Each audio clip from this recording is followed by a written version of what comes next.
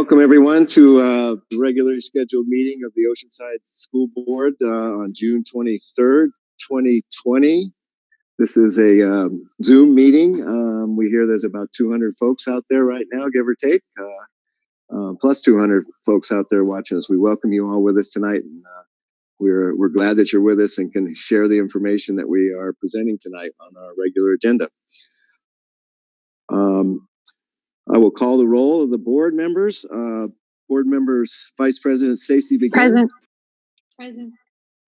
Clerk Eric Joyce. Present. Board member Eleanor Present. Evans. Board member Raquel Present. Alvarez. And our superintendent Julie Vitale is with us this evening as well as other staff members that you'll see throughout the evening. Let me get myself in the camera there as I'm off of it. A little editorial there. The next item of business in front of us would be the report out of closed session item this evening. We have no information to report out this evening. Oh, we do. We do have information to report out this evening. Yeah, I got that name. It's right there.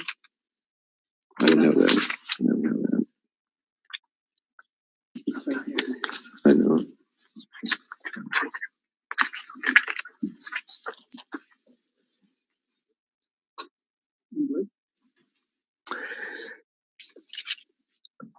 We are proud to present this evening that the Oceanside School Board unanimously approved the recommendation of Dr. Jose Villarreal as the new principal of Oceanside High School. And he'll be joining us starting very shortly. And we'll welcome him aboard. All right, that's the report out from closed session. Next item, item 2C, approval of the agenda. Do I have a motion to approve the agenda? Move to approve. Got a motion and a second. All in favor, say aye. Aye. Opposed? Seeing no one, the motion carries 5-0. I think I'll go with that route, you guys. Item 3, superintendent's report. Dr. Vitale. Just two short items. I would like to welcome Dr. Villarreal to Oceanside Unified High School District. We're very happy to have you on board.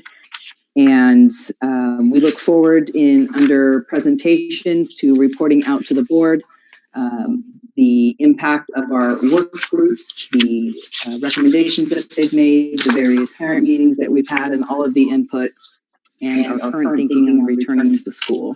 It was a beautifully collaborative effort, and we look forward to giving that report. So that is when my further report will be made.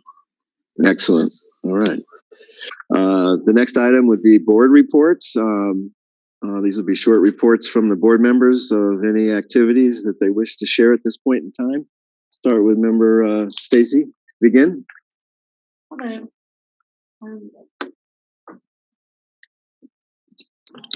All right. Hello, everyone. I haven't done that many things. It hasn't been that long. I attended a Ditmar Surfside graduation, the virtual graduation drive-through. It was amazing. I'm so glad I got to see it. I also attended a parent input meeting, and that was last week, and that was very informative. That's it.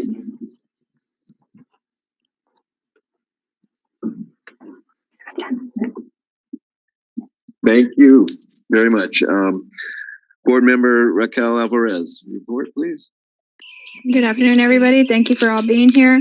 Actually, I attended graduations for El Camino and Oceanside High School. A couple of different parades for elementary levels also that were going on at different schools, and still working at Nutritional Services. And I do want to thank Nutritional Services for all that they're doing, and also the food pantry that has been brought over to Mission from Oceanside High School. The students that are serving our families there are amazing, and many families are obviously being served for that. I also attended a parent input meeting, and thank you all for attending all of those meetings. We had an amazing turnout to those meetings, so thank you all for those that participated and gave your input. It was greatly appreciated. Thank you. Thank you, Raquel. Board member Eleanor Evans.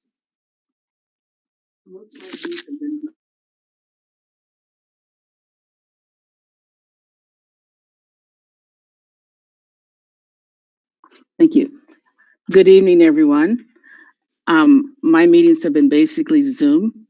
I went to the California School Board Association meeting, and we had a discussion regarding the governor's budget, COVID-19, and some other issues that are current and dear to us. I've been appointed to the County of San Diego Board of Supervisors, Human Relations Commission.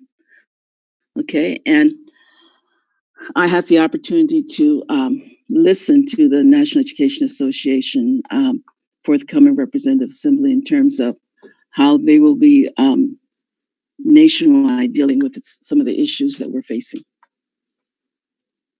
Thank you. Thank you, Eleanor. And finally, board member Eric Joyce, clerk of the board. Eric Joyce. Thank you. Yes, thank you again for everyone being here tonight. The attendance is clear. Everybody's interested to figure out what we're going to do in the fall. All of you we're just as interested as all of you to figure that out. And get sometimes the hardest part is just not knowing for sure. So thank you for your patience, and we'll keep getting through this together. I also went to the OHS graduation, which was amazing. I had so much reservation about a drive-through graduation. I was really skeptical, and I was absolutely blown away. It was amazing to see that moment you get after graduation where all the families come together and there's so much emotion about what a student has gone through to get out of high school, and the families that embrace each other. Well, we got to see that over and over and over again, and I get the chills every time, and this was no exception. So we are so proud of our graduates, and thank you for getting out there and representing us well, which we know you will. The last thing that I want to talk about really briefly is everyone wants to get kids back in school. So as a community, the best thing we can do is follow the guidance and the science behind it. We've got to protect each other. We've got to protect our neighbors. Please work with us together to do that. Thank you. Thank you, Eric. Well said. Next item on the agenda would be consent calendar, items 5A through 5BB. Do I have a motion to approve consent? I'll motion. Got a motion by member Begin to approve. I'll second. Got a second by member Evans. Any discussion? Please vote. All in favor, say aye. Aye. Motion carries 5-0. Thank you very much. All right. Let us move on now to the item that everybody is here for, I think. Item 6A.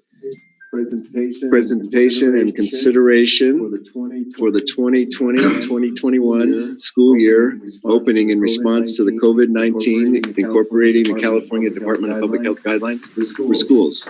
We'll start with a staff presentation. Julie? Yes, we'll just wait 1 minute for that presentation to come up. Very good.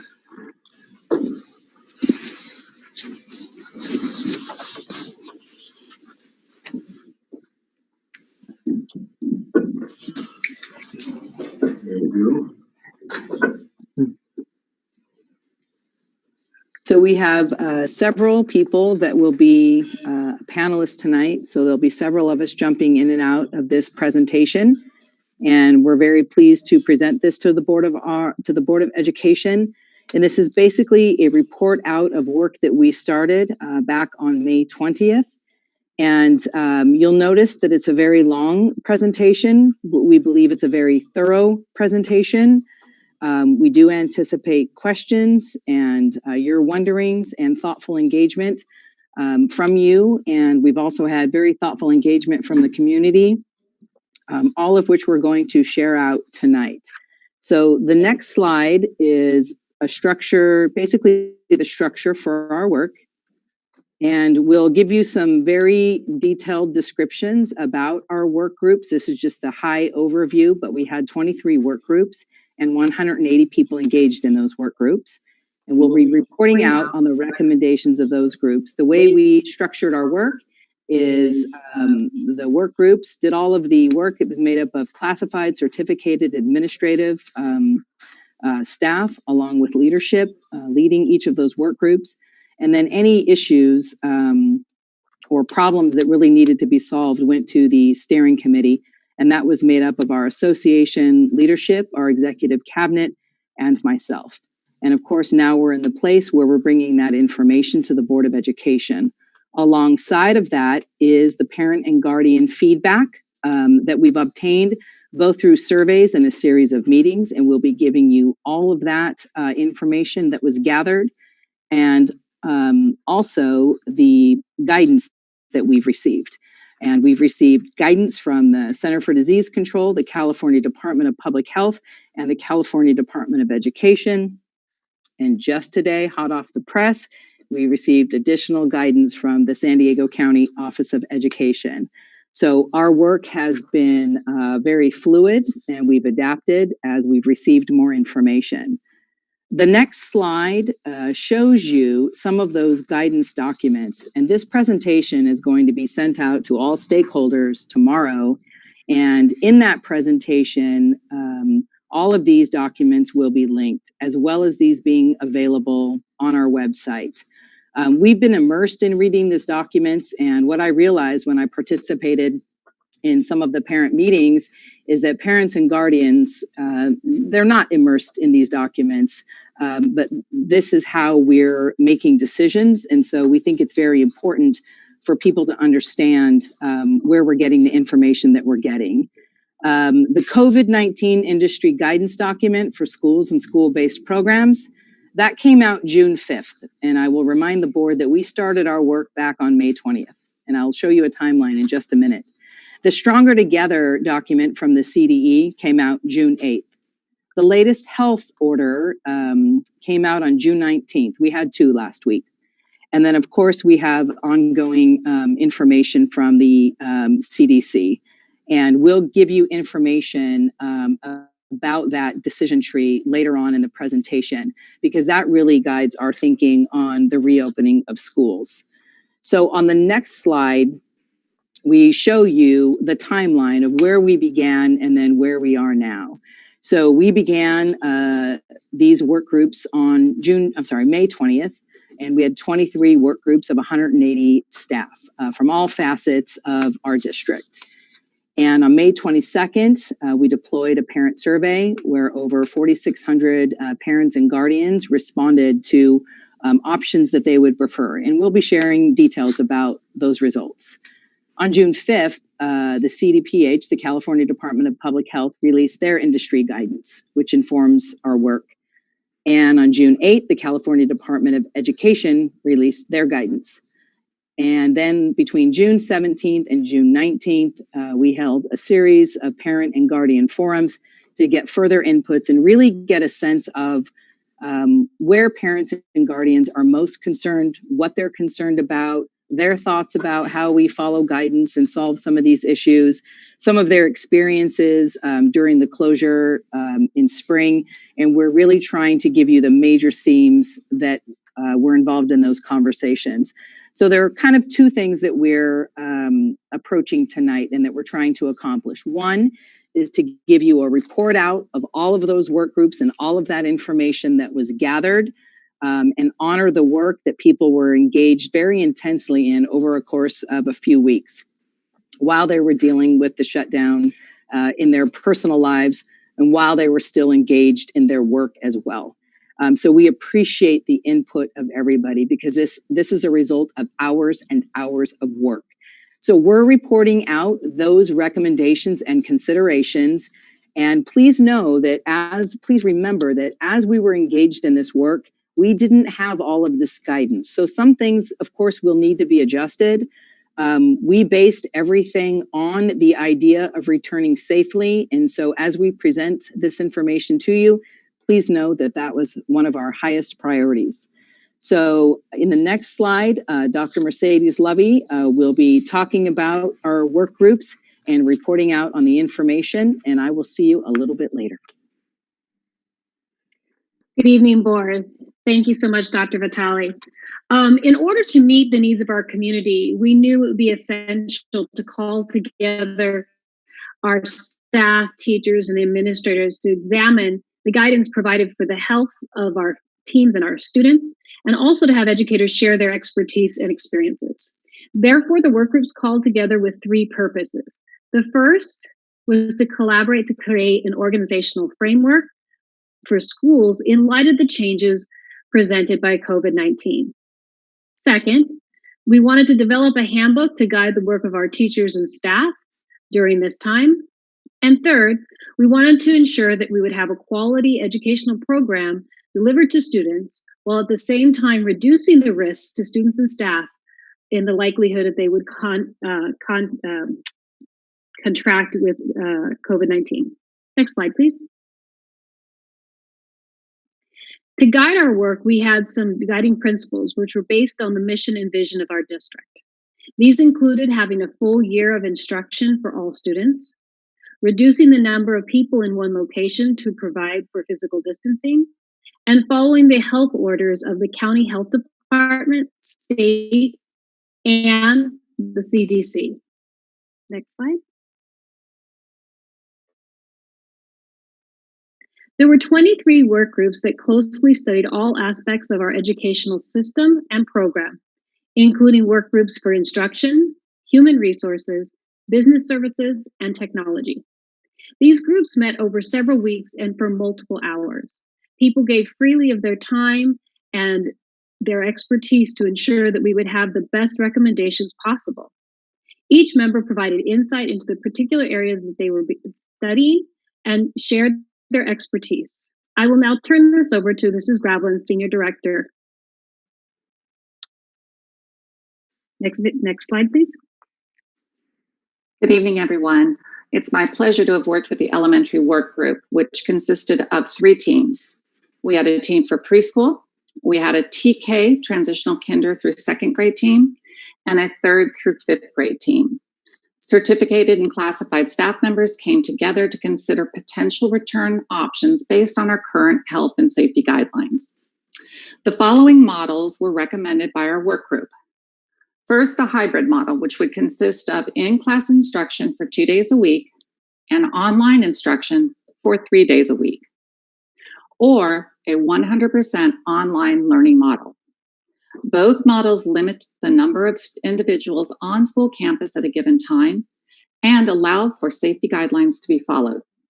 With the hybrid model, the physical classroom layout, as well as the use of a common area such as the cafeteria and playground, would need to support proper social distancing. Next slide, please. With both models, it is recommended that grading and student feedback occur, and that our parents are informed of the expectations for their student. During the first days of school, time should be spent building an online classroom culture and assessing the students' social, emotional, and academic needs. Support for our families regarding digital platforms and curriculum should be provided. Next slide, please. Another consideration is access to student materials and resources, both at home and at school. Individualized resource kits will be needed to provide students with the necessary tools and to keep them from needing to share materials. It is also recommended that student devices and materials be transported to and from school on a daily basis to ensure students are prepared for learning in the home or in the school environment. I'm now going to turn it over to Dr. Richard Lawrence, who will share about our secondary work groups. Good evening. It was an honor to work with the secondary work group, which consisted of 2 teams, a middle school team and a high school team. The teams were comprised of certificated and classified members who came together to consider multiple options based on different scenarios. A recommendation for consideration that came out of these meetings was a hybrid schedule. In this schedule, students would come to school as part of either group A or B. Students would attend classes twice a week for a half day and engage in online learning for 3 days a week. The schedule will allow for face-to-face instruction, provide students an opportunity to engage in lab exercises, while also receiving guidance on the work they would need to complete during the online sessions. On the days when students are not engaged in the face-to-face learning sessions, students will engage in an advisory class, to engage in class meetings with the teacher, to look at or engage in social emotional learning lessons, counselor meetings, and restorative circles to maintain connections with both their peers and adults on campus. Further considerations needed for this model are students' access to supplies, needs for elective courses taken online, a look at how physical education and other electives or CTE courses will be delivered and monitored for engagement in an online environment, and academic grading in this environment will require further development. Next slide, please. The secondary work group also came up with recommendations for consideration for enhancing our online or asynchronous learning structure if we had to go 100% online. A consideration is that a universal or consistent format is used, so there is embedded familiarity with the manner in which the content is presented within the asynchronous learning environment. Within this environment, teachers would provide a structure that would include a warm-up, direct instruction, independent practice, additional direct instruction, or assessment time and wrap-up activities for each day of online learning. Future consideration with this environment includes students engaged in one platform across levels, use of an online learning platform called Apex, which will provide students with access to online tutorial engagement and or classes where students can use that for both original credit or credit remediation.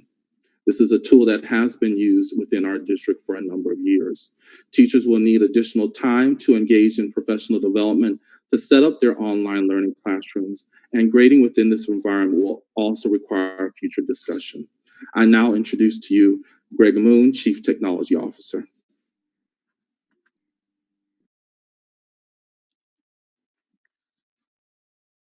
So in the instructional or educational technology arena, there were about 7 major considerations that the group gave.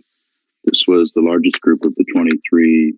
We had approximately 20 people in there representing both classified, a lot of teachers, more than half the group was teachers, and then some administration also. The number one recommendation was that student devices be as close to a 1-to-1 ratio as we possibly can get. There you can see some other peripheral, some other additional information here about devices. This was the biggest one. Let's get as close to 1-to-1 as we can with what we own and what we can get. And there were some things, have a few on hand, so things are up for repair. There was a concern, or there was an expression of an interest in having accountability, that our assets are checked out through our resource management system, that we prepare documentation to help guide students on the proper care and handling of devices, that we looked into a low-cost insurance option for families for devices, and that we looked into investigating the economic feasibility of providing protective cases. So this was obviously not a contested topic. This was one everybody was easily on board. Second area was student internet access for being offsite. When they're on our campuses, we know they have pretty good connectivity, but as they go home, the connectivity can be spotty sometimes. Some have great connections, some have okay connections, some have no connections. So in order to have a completely equitable environment, the student internet access is something that is not just a consideration, but a recommendation from this particular work group. For students that don't have maybe a home or a home that's in the same place all the time. For example, our homeless population, we would provide hotspots. And then we had a recommendation to look into the feasibility of putting up district manager wireless access points in some neighborhoods. For example, in apartment complexes, there might not be a lot of options about how, the kind of internet service you can order. So this is, again, these are recommendations and considerations. Third area that we looked at was online safety. There was an expression that we believe that digital citizenship is going to be an absolute necessity.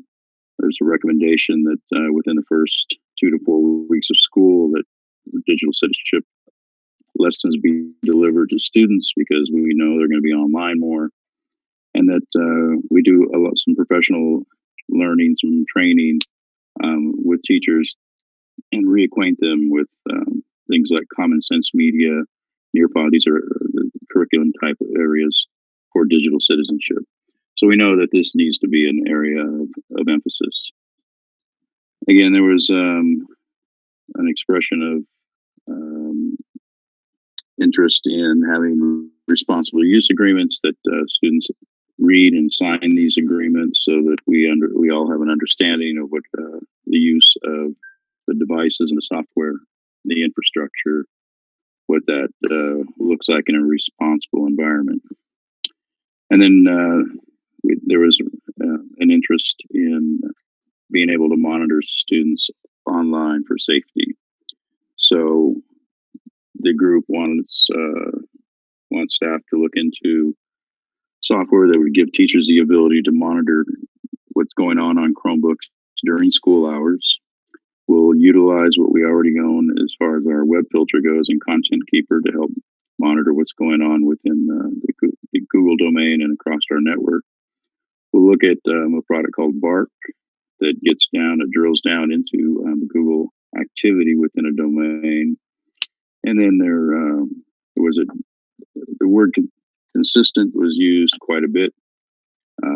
So there's an interest from this group about utilizing tools that are pretty standard and stable. For example, Google Classroom, use that to exchange documents back and forth between teachers and students so that a lot of stuff doesn't have to be passed outside of our domain.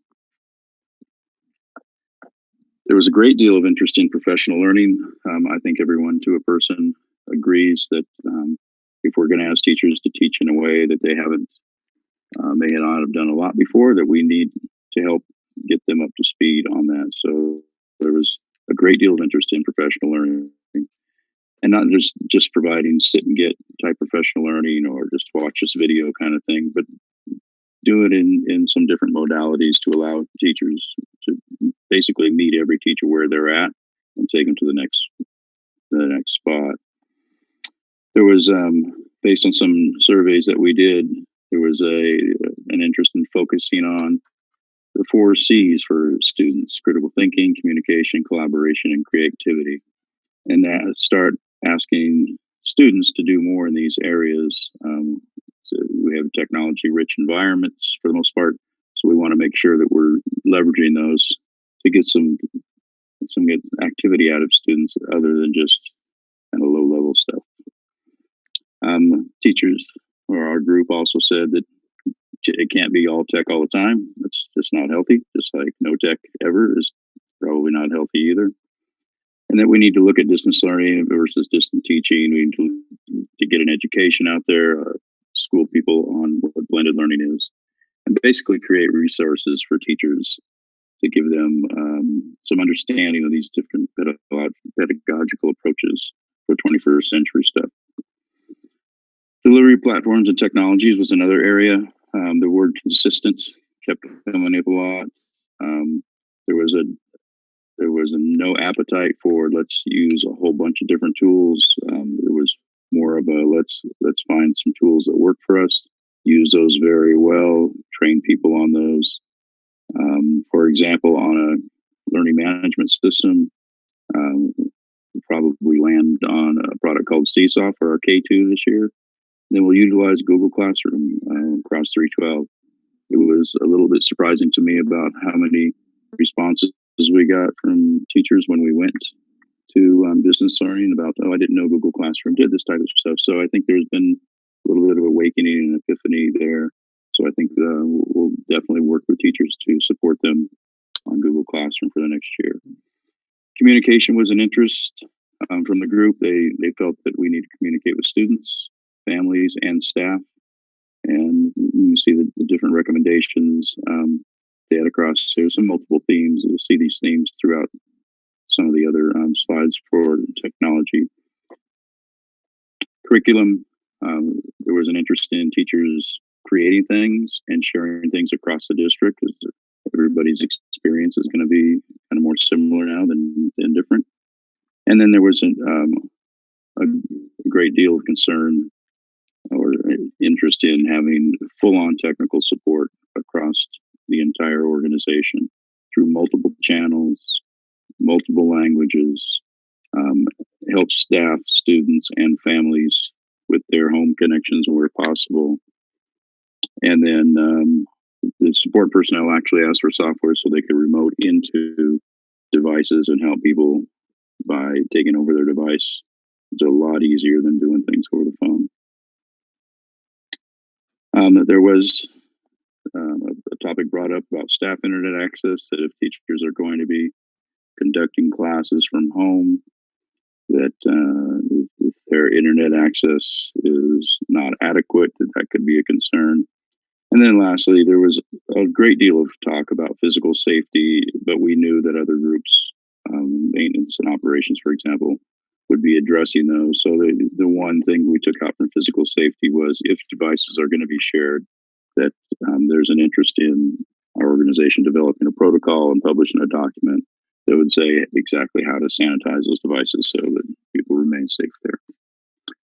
And that was it for the instructional and educational technology recommendations. And so I would like to introduce Mr. Jim Wood, who will go through with special education. Thank you, Mr. Moon.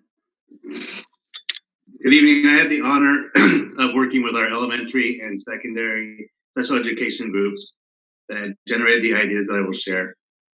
For students with disabilities, we may want to make the following considerations. In order to maximize interaction with the curriculum and minimize travel across campuses, we may want to consider providing, to the greatest extent possible, all related services within the classroom on the days that students are on campus. This would include occupational therapy, physical therapy, adaptive PE, and any individualized support. For those students that cannot be provided these services in the classroom, we may want to consider having them provided directly through a web-based platform. We recently adopted Presence Learning as a platform for our speech language services. When offering a free appropriate public education, we may want to consider whether students who have underlying health conditions may require home hospital or distance learning models. And students who require additional teaching and reinforcement, we want to consider whether they can access direct instruction with a higher frequency than other students. When considering assessment of students, knowing that the majority of assessments require face-to-face interaction, we may want to consider environmental structures, including room setup, plexiglass dividers, and room dividers. We'd also want to consider whether facilities may be available for assessment during times that the majority of students are not attending on campus. And lastly, we may want to consider the use of consistent interventions for all students prior to referring for special education assessment. With that, I will turn it over to Mrs. Gradlin.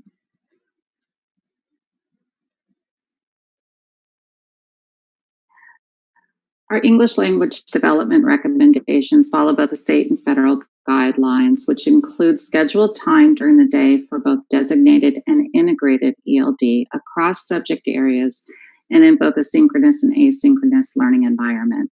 Next slide, please. The proposed schedules, hybrid and 100% distance learning, will allow for small group targeted instruction and intervention on Wednesdays and afternoons for our elementary students, and afternoon sessions for our secondary students. Teachers will use a blended instructional approach, both synchronous and asynchronous. An emphasis will be placed on students who have had minimal participation during our distance learning and may have learning gaps that need to be addressed, our long-term English language learners, our dually identified students, English learners with an individualized education plan, and our immigrant students, those that have been in the country for 3 years or less. Next slide, please. Another group that came together looked at our extracurricular work and our educational opportunities. This consisted of educators across all 3 grade spans, elementary, middle, and high school. The team looked into considering activities determined as potentially low risk, which could still occur on the school campus, and those that might be at higher risk, which might need to happen in a virtual environment. This would include possibly our music programs, band, and dance.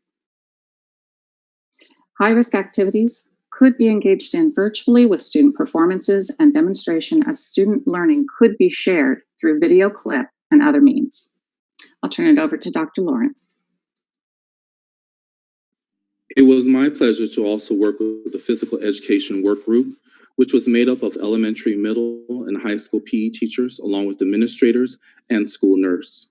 Each member provided insight into ways we can engage students in PE in both an online or face-to-face learning environment. The work group had made recommendations for consideration to include to engage students in PE through an online learning environment. Through students would engage in activities such as dance and fitness through Zoom. PE teachers would create video demonstration activities, obstacle courses, and daily lessons for students to engage in while keeping a log of fitness activities within an online learning environment. In a face-to-face learning environment, it is recommended that classes are kept at no more than 20 students per class at the secondary level and 15 at the elementary level due to spacing limits. Initially, students would engage in applied fitness concepts classes at which they would learn the concepts prior to then moving into small group workouts and use equipment that uses minimal hand contact. I would now like to introduce to you again Mr. Jim Wood, Director of Special Education. Thank you, Dr. Lawrence. We also have a preschool. We offer state preschool and special ed preschool. We had a group that worked as preschool that consisted of members of both of those groups. Preschool learning is supported and reinforced by fewer gaps in learning opportunities. The group wanted to make sure that we could consider grouping students. If students do go 2 days a week, or if there are different days students attend, that we spread those out during the week. So rather than having students attend 2 days that are consecutive, like Monday and Tuesday, considering Monday and Thursday and Tuesday and Friday to minimize the number of days in between their attendance in classes. Our classes are supported by teachers and instructional assistants. So we want to consider having no more than 6 students in the classroom at a time. With adults, that would be about 10 people in the classroom. This would support social distancing and provide the space necessary to engage in play-based learning and floor time. Toys used during learning would need to be frequently cleaned, and we would want to minimize the number of contacts for each item. Preschool would benefit from additional training for families and professionals centered upon the use of online materials. And and we would want to consider providing direct instruction for hand washing, social distancing, and self-care as part of the daily routine and daily schedule. Next slide, please. At the other end of our K-12 system, we have our adult transition program serving students who are 18 to 22 years old. To maintain social distancing and facilitate learning, we would want to consider having no more than 6 students in a classroom at a time. These classes are also supported by teachers and instructional assistants. Our students perform on-campus job skills training. Maintaining a smaller number of students daily on campus will allow this to continue in a safe manner. Our teachers and instructional assistants will support with both in-class and distance learning opportunities. We like to build in scheduled time for student-parent training to support distance learning and the use of augmentative and alternative communication devices that students would utilize at home and in the community. We want to continue to provide direct instruction in the areas of self-care, safety, use of personal protection equipment, and community involvement. And now I'll turn it back over to Dr. Jory Sparks. Thank you, Jim. Good evening, everyone. A group of 14 professionals, including counselors at each level, teachers, and district leadership, convened to determine recommendations for student support and counseling. This group chose to plan backwards from a full distance learning option, which will be the default, with enhancements. We also considered a hybrid model to allow for incremental student-to-teacher interaction and for counseling support to be provided as much as possible. It was noted immediately to be a priority of counselors in the group to continue with virtual counseling sessions for individuals in small groups, which continued upon school closures. Additionally, there was a desire for homeroom advisory period to support students in their social emotional needs and check-ins with counselors, which you heard Dr. Lawrence speak about earlier. Counselors would also be providing students and families with learning tools and resources to manage stress, deal with change, identify self-care needs, and understand one's own social emotional health. Next slide, please. Additionally, elementary counselors will continue guidance lessons on the social emotional competencies that began this year. And this practice will begin at the secondary level as well, with a curated social emotional curriculum being worked on this summer. All partners and contracted service providers would continue providing virtual counseling as well, and increase in-person counseling as health and safety guidelines change, and the virtual counseling allows for some partners and providers to be flexible and more fluid with their school-specific assignments and be able to respond to students as needed. To engage all partners and contracted service providers, we would want to engage them in the work of contacting, connecting with, and engaging all learners on a weekly basis. And finally, we wanted to continue the work with teacher teams and administration at each site to determine the understanding of what engagement looks like on a daily and a weekly basis. Those are the recommendations from the student support and counseling team. I now turn it over to Associate Superintendent of HR, Dr. Todd McAteer.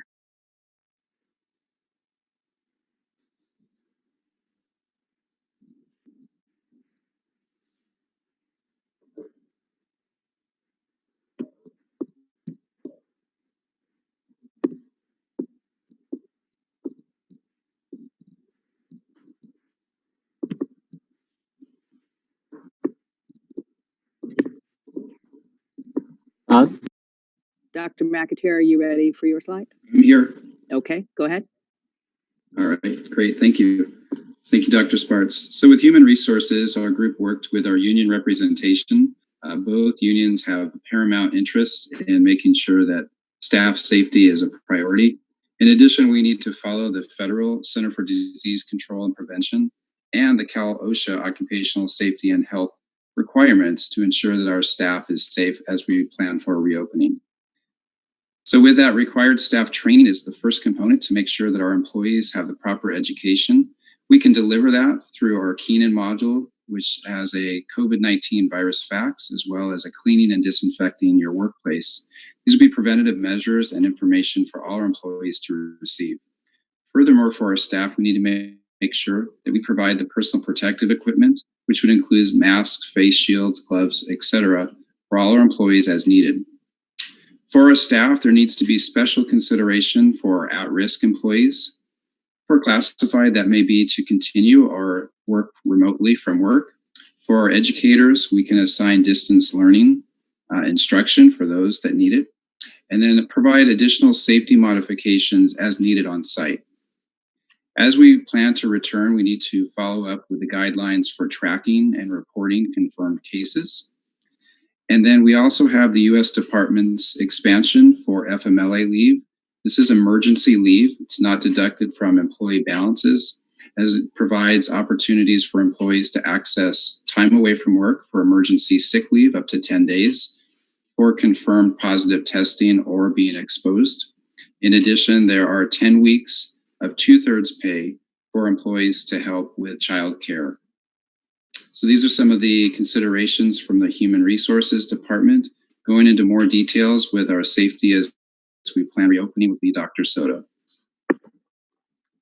Thank you, Dr. McAteer. Work groups as well, addressing some of the needs that has already been, some of the concerns that have already been addressed. For transportation will be provided for eligible scholars, which are those with transportation written into their individual educational plans, or for those high schoolers residing on the base and attending Oceanside High School. Social distancing will be practiced, and as noted on this diagram, scholars will sit one per bench, skipping every other row. We will load the bus from back to front to minimize interaction with others. This will reduce our capacity on an 80-passenger bus, as noted here, to 15 scholars at a time in order to address the social distancing. High contact areas will be addressed and cleaned frequently. Next slide, please. Cleaning and hand washing is a priority for us in our entire district.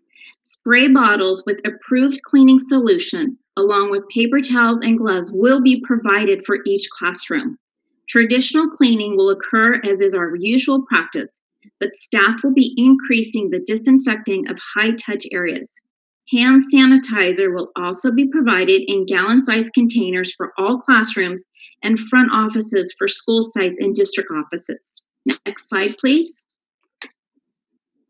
As recommended by the California Department of Public Health, staff should wear face coverings, and we will be providing face shields to staff and available for students. Signage will be posted at entrances to all of our sites. Next slide, please. As mentioned earlier, signage such as those shown here will be posted in both English and Spanish at both the entrances of our school sites and district offices as reminders of social distancing and wellness guidelines. Next slide, please. Feeding all of our scholars, meaning all lunch meals will be individually wrapped in a grab-and-go style and encouraged to be consumed after dismissal to minimize interaction with others. Breakfast will be offered in the morning in a similar grab-and-go like the breakfast in the classroom program that they are already been engaged in. We will assess this as we near August 31st to determine if we are allowed to continue with universal feeding.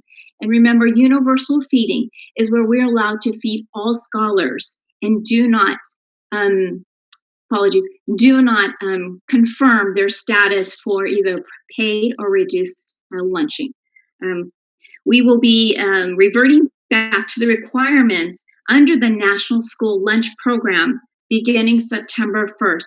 However, we are monitoring this and we are checking daily to find out if we will be allowed to apply for a waiver to continue with the universal feeding, where we'll be allowed to provide lunch to all of our families and scholars. At this time, I'd like to reintroduce, my apologies. Next slide, please. One more. I forgot about sports. As we begin to prepare for the fall reopening, OUSD has been cleared to return to play for sports.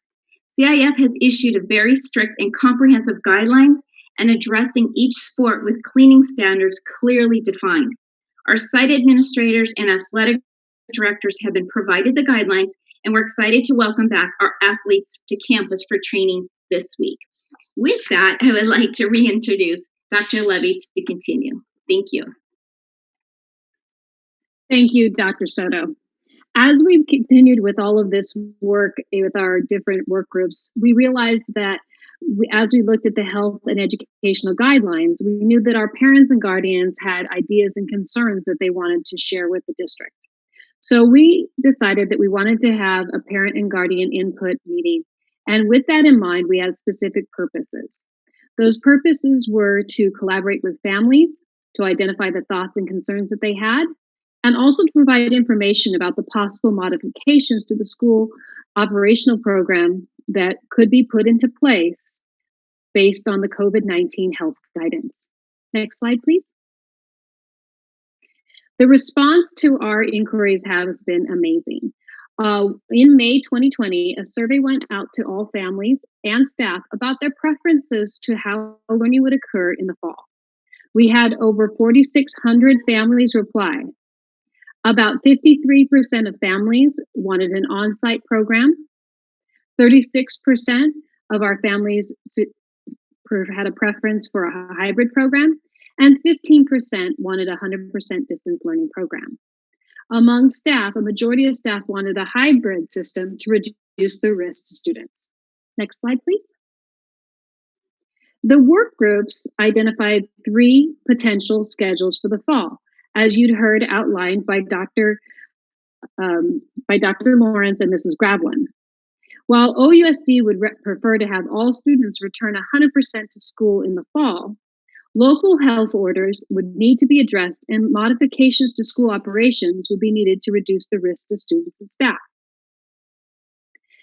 As you can see on this slide, in order to provide students with on-site instruction and have physical distancing, the hybrid model where students are on campus for 2 days a week and remotely learn on the other 3 days reduces the site's capacity capacity to hold all students by 50%.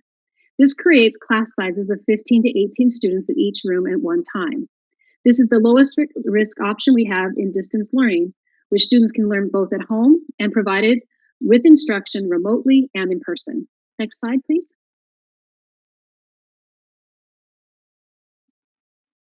This graphic illustrates how having a hybrid model allows for more physical space within a classroom. As the diagram shows, the typical capacity for a classroom is 31 students. With full physical distancing requirements in place, capacity for a classroom is reduced to 12, much like we see on our buses that Dr. Soto shared with us. Next slide, please. We also had a huge gathering of families. We sent out a request for parents to come to a DPAC committee meeting. With the DPAC committee, we had about 150 parents attend. They had many excellent questions and said we needed to have more meetings to communicate with our families. Based on the information from our survey and our DPAC meeting, we organized a variety of meetings over 3 days in order to ensure that families had a choice about when they could come and speak with us. We also wanted to allow for two-way communication by making sure that the groups were small enough.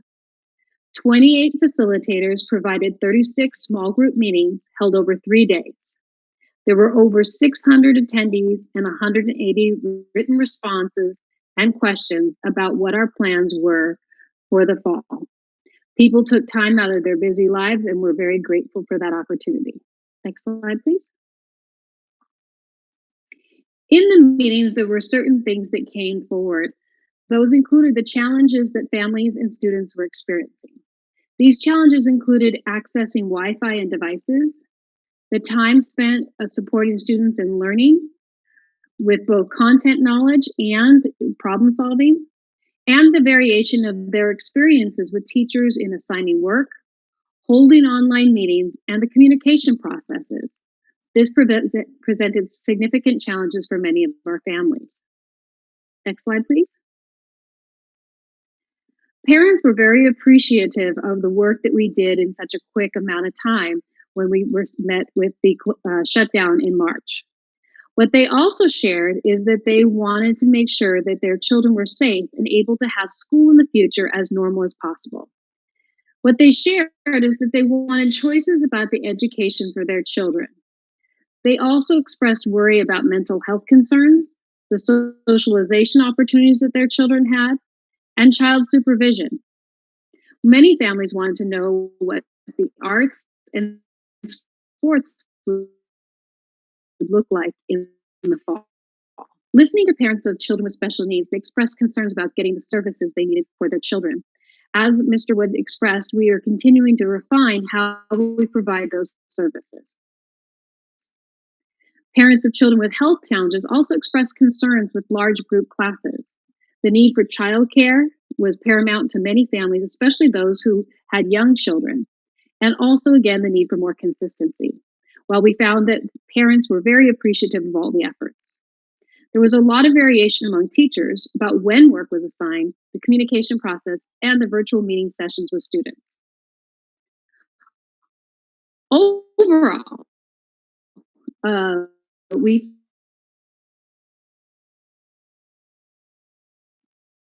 there were 5 desired services from schools. When we first went to our remote learning model, we focused on our educational opportunities, which was essential to the health and well-being of our students. Parents also identified nutrition, student supervision, enriching activities, sports and art, and socialization were also areas that we wanted to make sure that we addressed. One parent said, "I didn't know how important school was to my child until it was gone." And we want to make sure that as we move forward, we can look at ways to provide these services in both a hybrid and distance learning environment so that we can make sure that all of our students receive those services and opportunities that we've come to expect from our schools. I would now like to turn it over to Mrs. Grablin and Dr. Lawrence, who will outline the proposals for our secondary and elementary schools. Mrs. Grablin? Yes. The elementary hybrid model, which is outlined on the slide, has students attending class on campus 2 days a week and participating in distance learning 3 days a week. Teachers will evaluate the lessons that are best suited for the face-to-face instruction and the distance learning environment.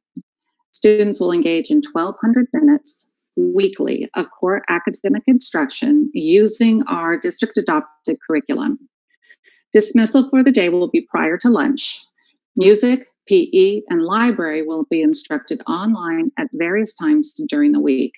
As mentioned previously, specially designed professional learning will be offered to support our staff. The hybrid schedule is designed to have half of the students on campus Monday, Tuesday. This would be our group A, and half of the students on campus Thursday, Friday. This would be our group B. In the afternoons, teachers will offer online office hours. This time could be used for small group instruction, drop-in time for parents and guardians, or the opportunity for one-on-one intervention or specific services to support our students. This is just to name a few examples. Preschool would continue to have their AM and PM program on an AB schedule. Wednesday is designated as our deep cleaning day for all elementary sites. Teachers would still have office hours for students and families, as well as time for preparation of lessons and collaboration with colleagues. Staff meetings and professional learning community meetings will be held on every other Wednesday. And now I'll turn it over to Dr. Lawrence. Thank you. I'll begin with the middle school hybrid traditional schedule. Using this schedule, students would attend classes twice a week at 80 minutes a period. The students would receive each period direct instruction or engage in labs and receive guidance on the work they will work on during their online sessions. In this schedule, period 1 is extended by 10 minutes for announcements.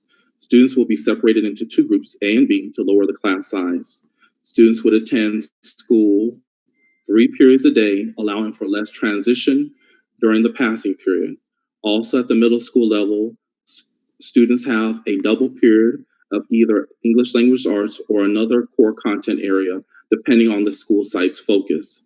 This allows for even less transition between classes as they would remain with the same teacher. While Group A is on campus for direct instruction, Group B will work online completing their assigned work. PE for middle school would be conducted online as a 7th period online course, taking the days the student is working online. In this model, Group A will attend school Monday, Tuesday, and Group B Thursday, Friday. The classes can be cleaned after lunch daily and include deeper cleaning on Wednesdays. Each teacher would be assigned an advisor or homeroom class to engage in social emotional learning, student support, and check-ins with students. The teachers would engage in advisory classes twice a week during the days when students are online. Next slide, please. For the high school traditional hybrid model, using this schedule, high school students would attend classes twice a week at 85 minutes a period. Students would attend 3 periods a day and would transition less between periods. The students would also receive direct instruction or engage in labs and receive guidance on the work they will work on during the online sessions. For example, when Group A is on campus for direct instruction, Group B will work online completing their assigned work. This schedule would operate on a traditional semester schedule with year-long classes for periods 1 through 6. This schedule would more easily convert back to a traditional campus schedule if school is called back in session without restrictions. Students would engage in online advisory class work, the same as what was presented in middle school. Clubs and honor society meetings would initially take place online as well. I will now reintroduce to you Superintendent Vitale.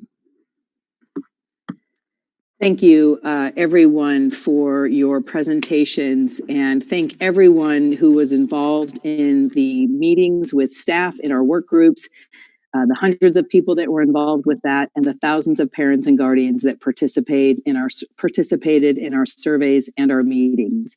You can see that this has been an all hands on deck approach, as this very unprecedented situation requires all of us to work together. And this is certainly an example of that. And I just appreciate all the work that everyone has done. What you see on this slide is the current guidance from the California Department of Public Health. And these are basically the outline of all the criteria we must be following according to the Department of Public Health. So on the next slide, what that really kind of does is put that in a language that we can all understand. So what is it that we really know? And I want to say that things, as everyone has been paying attention, are changing daily. And Literally, we get different kinds of guidance almost on a weekly basis, and we're staying as agile as possible to adjust to those changes. So we know that in-person instruction will look different. We know that lower risk and higher risk, and I'm going to define those for you on the next slide, must be considered. We know that we're required to do some type of symptom checking for employees and for students. We know that people need to stay home if they're sick. We know that we need to stay home an extended time if we're exposed to COVID. Face coverings are being encouraged and in fact now are being mandated in the state of California. Physical distancing measures are in place, 6 foot physical distancing. And we all must continue to, I'm hoping, just teach the little ones the hand washing and the sanitizing. I hope we've all become very accustomed to singing the happy birthday song a couple of times to wash our hands. But we must continue that with especially our small kids, but I would say all people. And of course, we must have increased cleaning measures. And what we presented to you have all of those things in place. On the next slide, this is current guidance. This is actual language from, am I on mute?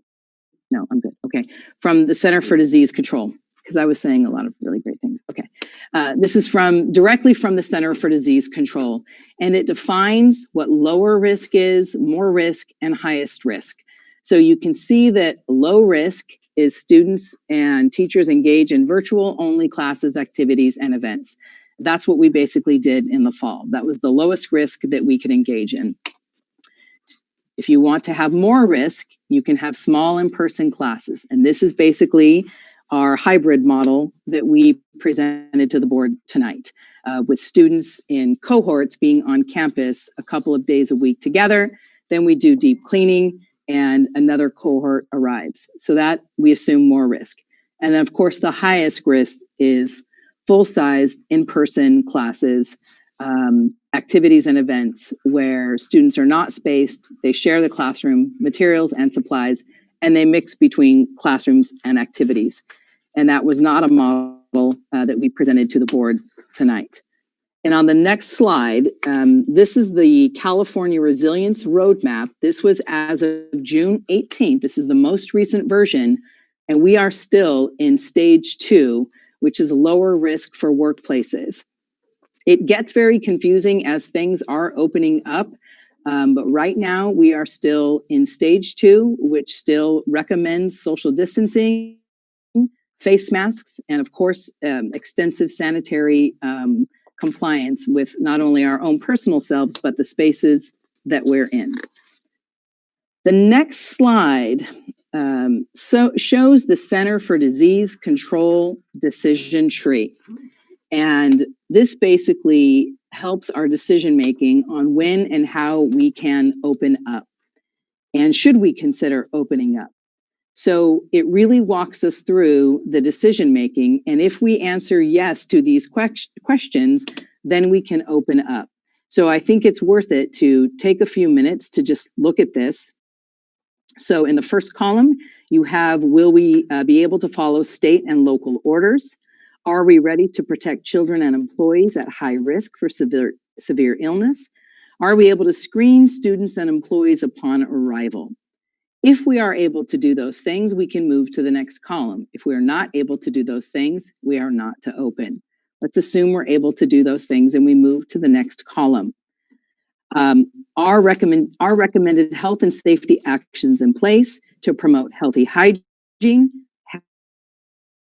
hand washing, employees wearing a cloth face covering, cleaning and disinfecting, and encouraging social distancing through increased spacing, small groups, and limited mixing between groups. And training employees in health and safety protocols, which we told you we did have a process for. If we're able to do those things, then we can go to the next column. Have we developed and implemented procedures to check for signs and symptoms of students and employees daily upon arrival? Are we encouraging anyone sick to stay home? Do we have a plan for students or employees who get sick? Are we regularly communicating and monitoring developments with local authorities, employees, families regarding cases, exposures, and updates to policies and procedures? Are we able to monitor students and employees' absences and have flexible leave policies and practices? And are we ready to consult with health authorities if there are cases in the facility? If we're able to do those things, we can open up and monitor. As stated on the next slide is more guidance, and these are very long documents, especially the one from the California Department of Education. So this is one sentence, but I thought it was a very important sentence to share. The intent of that document is to be a guide for local discussion on reopening schools. The California Department of Education and the state and the local governing bodies have made it clear that we are making these decisions locally. We are making these decisions for Oceanside Unified High School. That's why we had hundreds of people develop our plans, and we gathered input from thousands of stakeholders. And ultimately, this group will be deciding how we open up our schools safely for our students and for our staff. The California Department of Public Health states that these are guidelines and considerations based on the best available public health. And because I believe as superintendent, I represent all students and all employees, I believe that it is important to follow the health guidance set forward by these public entities like the California Department of Public Health, like the Center for Disease Control. But because this is a local decision, this is a collaborative process, and we work together to solve these issues. And we take input not only from all of our stakeholders, but it will be incredibly important for the Board of Education to give us guidance. My thoughts and clarity are that we're all interested in maintaining the safety of students and staff. So that is how we've made the decisions that we've made so far and why we're bringing forward the schedules that we're bringing forward so far. So on the next slide, Dr. Richard Lawrence is going to talk about our new school, Surfside Educational Academy. Surfside Educational Academy has been in the works since August 2019. The timing of it is actually brilliant because it is structured to provide all of the models that we've been talking about. It was not created in a response to the COVID. It was created in a response to give our families choice and flexibility. So I would say we were about 10 months ahead of the game. So congratulations, Principal Franzen and the employees and staff who created this model. And Dr. Lawrence, I think you're going to talk just a little bit about Surfside Educational Academy. Yeah, thank you, Dr. Vitale. Yes, one of our proud new alternative education place for all of our students is Surfside Educational Academy, which was born out of a revisioning and looking at the needs of all of our students on our campuses. The Surfside Educational Academy will be with us through this pandemic and after this pandemic, serving all of our students for Oceanside Unified School District and all of those who need the supports. The program offers distance learning that is fully remote with a virtual check-in. All learning would occur online with the support of a teacher online. Secondly is a blended learning model, which is a hybrid model that students engage in both remote and online learning with in-person check-ins and continuous support from the teacher. And then also there is a direct instruction model where students would attend 3 to 5 courses per day on site, and this would be dependent on health guidance. What is important to note is all these courses are taught by teachers who have years of experience working with students in both a distance, online, and blended learning environment. They're willing, ready, and able to accept all students who need the support, and they're excited to have our students attend. Thank you. And now, Superintendent Vitale for the closing of this presentation. Go Sharks. Go Sharks. Thank you so much, Dr. Lawrence. Appreciate that.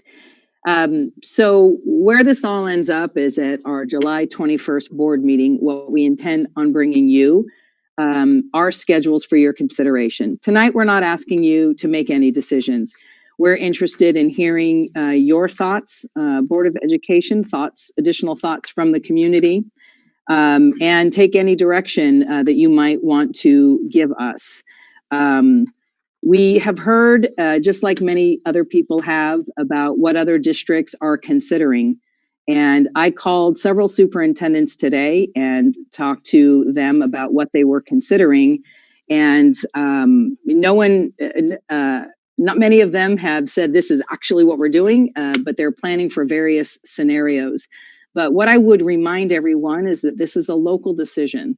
Our local priorities will drive this decision making. One of the priorities I stated was safety for students and staff and following the health orders. Of course, we have decisions to make if we don't want to follow the health orders. But I also think that we put ourselves at risk of if we don't follow health orders, of getting directives from health officials that we might need to take another course of action, like shutting down 100%.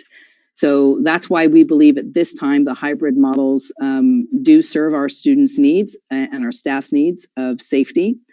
But we are very open if there's a district who absolutely learns how to 100% open up with safety in mind, or if we learn how to do that, and if we can find a way to do that, we will. And we want to hear from the Board of Education. We're not asking for a decision tonight. We are open to any and all questions and concerns. And what I'll say just from the get-go is if we don't have your answer tonight, we will look for it. So please accept, we might not have the answer to your question tonight, board members, but we will research it and we will get back to you. We are developing a new frequently asked questions, and we're going to be deploying our reopening website tomorrow. This presentation will be on that website, along with the communication we're going to send to all stakeholders. And our new FAQ will be really facilitating questions about reopening. So please stay engaged with us and look to that website for future information.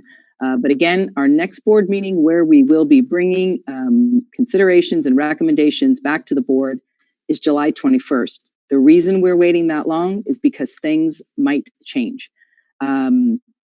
So please know that we're still preparing, but we just want to be agile. So at this time, board, we are all panel members are open to questions, thoughts, concerns, directions. Public comment? Yes, public comment. Yeah. I'd like to hear from the public. Yes. Great. Let's do that. Can you guys hear me through this right now? Okay, great. Let's do the public comment. And how many speakers do we have? On this item, we have 4. 4 on this? Okay, great. Go ahead and call out the name. Remember, for guidance for public's comments, I know everyone's probably read that in the procedures we've had you go through on this, but the limitation is up to 3 minutes. And please be direct. And on this one, it is a comment on our reopening plans. And so that's the topic that we will be hearing right now from you. But please keep your comments to 3 minutes. All right, Ann? Todd Madison. Hi. First, I just want to say thanks to the district for the. Can't hear you, Todd. Oh, yes, I can. Yes, I can. You okay? I can hear you. Yes. Okay, thanks. First, thanks to the district for the exceptional effort they put into making plans for reopening. I've never seen such an exhaustive look at this, and this is awesome. As you all know, I've been a parent advocate here for a while now. I've been skeptical at times, but this time I think they've done the best job possible. I expressed some concerns a few weeks ago. The district took the ball and ran with it very well. The meetings I went to were very well run. The information was great, small enough so parents had plenty of time to give their input and discuss. These meetings should really be a model for how it's done in Oceanside as well as other districts in the future. I've spoken to some administrators as well who said they certainly heard things back from parents that we'd be taking back into development of the plan. And we've seen that just now. There was a great deal of thought put into it. What we saw showed that. I can't really imagine a better plan that balances the different concerns of parents, the school district, teachers, everyone involved. One small thing though, on the secondary hybrid model, I don't understand why we need to close early as well as all day on Wednesday for cleaning. Cleaning is good, but I don't quite understand why we would need to reduce the instructional time to do that. As a parent recommended in my meeting, that could certainly be done at night. If there were challenges for custodial time, I'd recommend hiring an outsourced janitorial company. I have a friend who runs one. He and I discussed, it seems like something that they could get some helpers to help in and not have to close down the schools for such a long period of time to do. If budget is an issue, I can't imagine a part-time janitorial help from a private company would be very expensive, not in comparison to losing more than a day of instruction every week. I think parents would like to see what options we can come up with on that didn't involve that loss of learning. But that's a small issue. I think overall the plan is just awesome. So while we're on the topic of parent involvement, in the interest of disclosure, I should mention I'll be running for school board this fall, District 5, the Wildcat Corridor. I know the board has some parents on it now, but there can never be enough parent involvement in our schools. I'd like to add to that, perhaps a different perspective. Kids need to come first in Oceanside. I think I can help do that. Anyone interested in following me is welcome to sign up at toddforkids.com or follow my Facebook page at toddforkids.com. I'm planning on doing as much as I can to get parent feedback on what's important to them. I want to hear from as many OUSD parents as possible. That's Todd4kids.com, Kids First in Oceanside. Thanks a lot. Mr. Madison, we appreciate your comments that were on the topic of our models moving forward to reopening the schools. But under that topic, it is inappropriate for you to speak about any other topic, your campaign or anything else. So please follow the rules. I know you pay attention to our rules quite a bit, and you give us a lot of comment on those rules quite a bit. So please pay attention to your appropriate public comment times and topics. It's not a campaign forum at this point in time and in this venue. With that, we'll have the next public speaker. Dan? Desiree Mellor.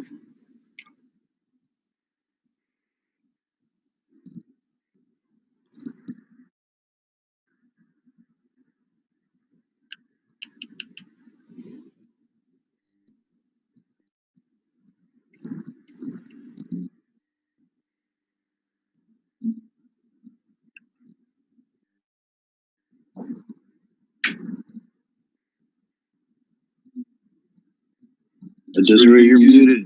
You're going to need to unmute so you can speak. Oh, my apologies. Thank you so much. So I did want to also compliment your presentation so far. I was really thrilled to see how much work has gone into it.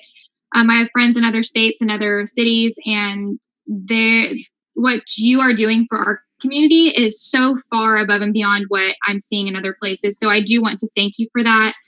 As a parent, I did have a couple of concerns, and it just kind of stems from how do you respect parents' rights while still doing what's best for the community? When I attended the small meetings, it was overwhelming. We're going to do what's safe for the kids, which is what I've seen echoed here. But for an example, there was a parent who said, what if I don't want my child's temperature taken? And that stood out to me. So my question to you moving forward is, again, right now masks are being mandated. And you said your first two essential guidelines were low risk to staff and students and to follow the CDC and local guidelines. And we're asking our teachers to take a huge burden to be in the presence of these students during this pandemic. And as parents, we need these teachers. We need them to be safe more than we need our kids, if anything. We need them to be safe. So as the school board, are you prepared to enforce those guidelines since you're offering 100% social distancing as a backup for parents who don't agree with them? And if you're not prepared to enforce those guidelines, do you accept the liability to the staff and students who could be harmed by not doing so? Thank you for your comments. We'll take that on board. I appreciate it. Next speaker. Thank you. Monica.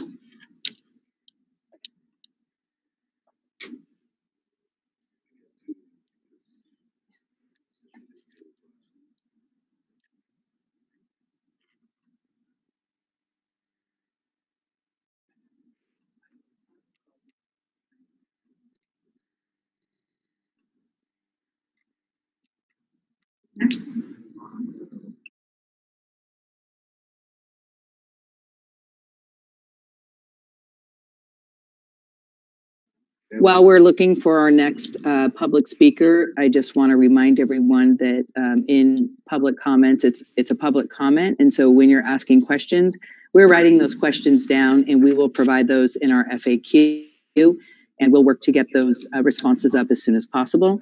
And please feel free to keep those questions coming even after we develop the FAQ, because it will be an ongoing document. Great point. Wonderful. Do we have should we go on to the next speaker and try to? Okay. let's go with the Monica who's there.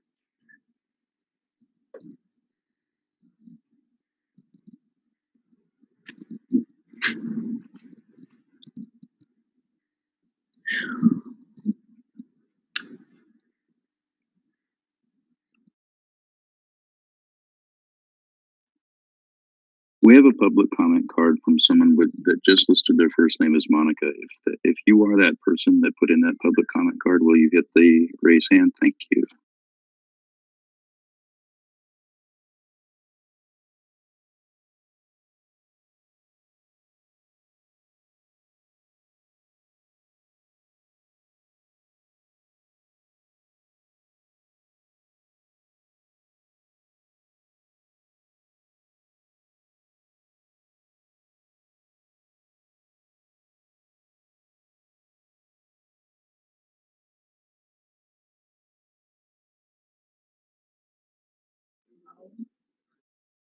Let's go up to the next one, Ann.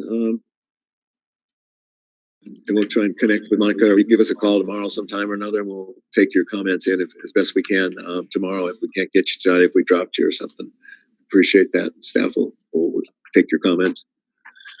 Molly Ellis.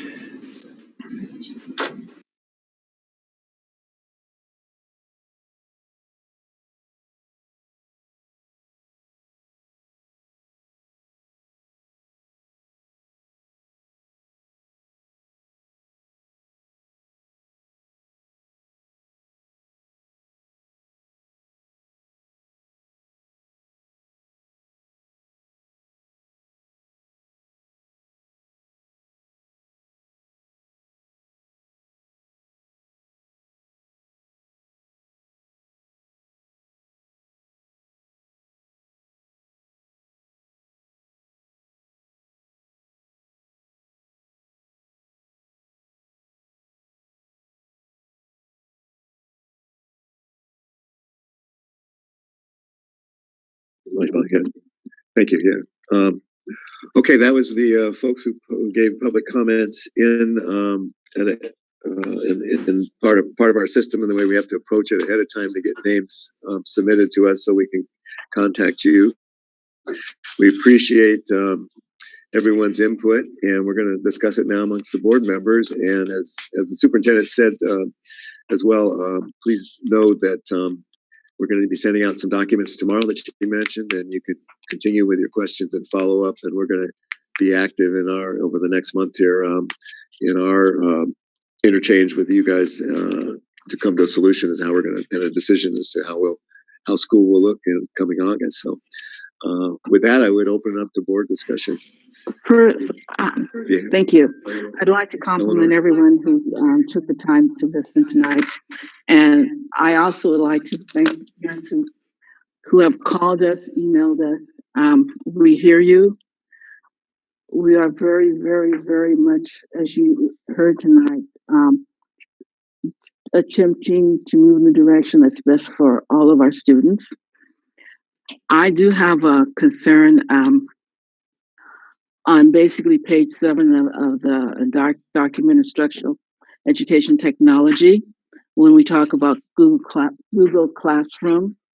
Will that be a requirement for every teacher to use that as a platform? Because I know this summer, if not in this district, other districts, teachers have been using various platforms in terms of delivering instruction, and it's been somewhat confusing.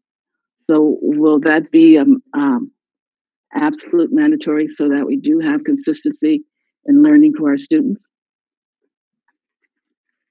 Yes. So we'll have two LMSs, two learning management systems, the 2021 year. For kindergarten through second grade is a system called Seesaw, for the kids to manipulate and the teachers to interface with children. And then we did a survey with elementary and secondary teachers looking for what they wanted in a learning management system. And a Google Classroom was stated by 3 out of 4 people on that survey that it would meet their needs as far as what they needed to deliver instruction. So what we will do this year is we will provide professional learning around Google Classroom. There are no mandates that I know of. We certainly from the district office would not mandate that. What we want to do is make it available, make training, professional learning available, help people with best practices, and just assist them in facilitating with their students. But the word requirement, I don't think, is introduced into the conversation.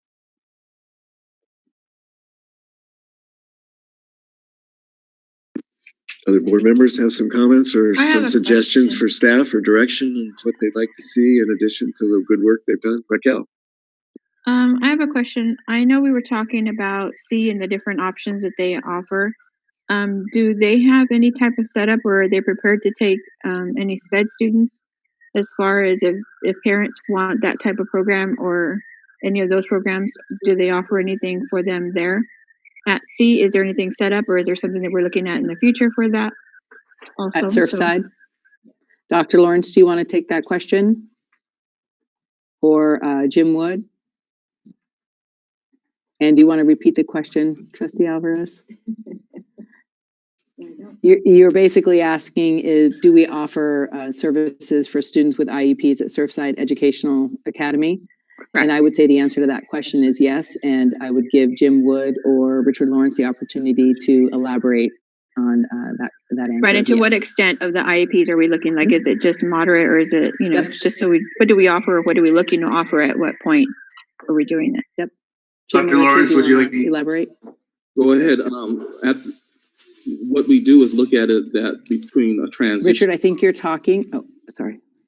We would look at it from a transition point of when the student is transitioning from their traditional school going to CEAS Academy, Surfside Educational Academy, to determine whether that is the right environment for them. So that will be done through an IEP process, and there will be supports made depending on if that is the right space or right venue, or what adjustments do we need to make in instruction to accommodate the needs of the student. Mr. Wood can also expand upon that as well. So currently we do have students who attend. It really is based on IEP team decisions. So the EDCO does require that we look at different options for students and offer a continuum of services. And one of those services might be the programs offered through Surfside Academy. So we do have students there, and Principal Franzen has reached out to have further discussions about what that might look like for students with disabilities and how we can increase our ability to serve students with disabilities. So I am understanding that students with IEPs can attend there, and that's K through 12, correct? It's not just high school only or any level. We're not just targeting just certain areas. It's K through 12. Correct. Thank you. I have a quick question about TK. I didn't hear anything mentioned about transition kinder. Vicki, I know we had a work group on transitional kindergarten, and do you want to speak to that a little bit? We did have a team, Dr. Begin, who was looking at our transitional kindergarten program and the standards and expectations and how we would align with our kinder program. And so the schedule that we are proposing, or that came from that work group, was in alignment with the kinder schedule. If you have program specifics you would like to know about, please let me know. Is it more the scheduling that you were asking about? No, I just wanted to know. I just didn't hear them mentioned, so. Absolutely. We had, I believe, 5 TK teachers on our team and providing input.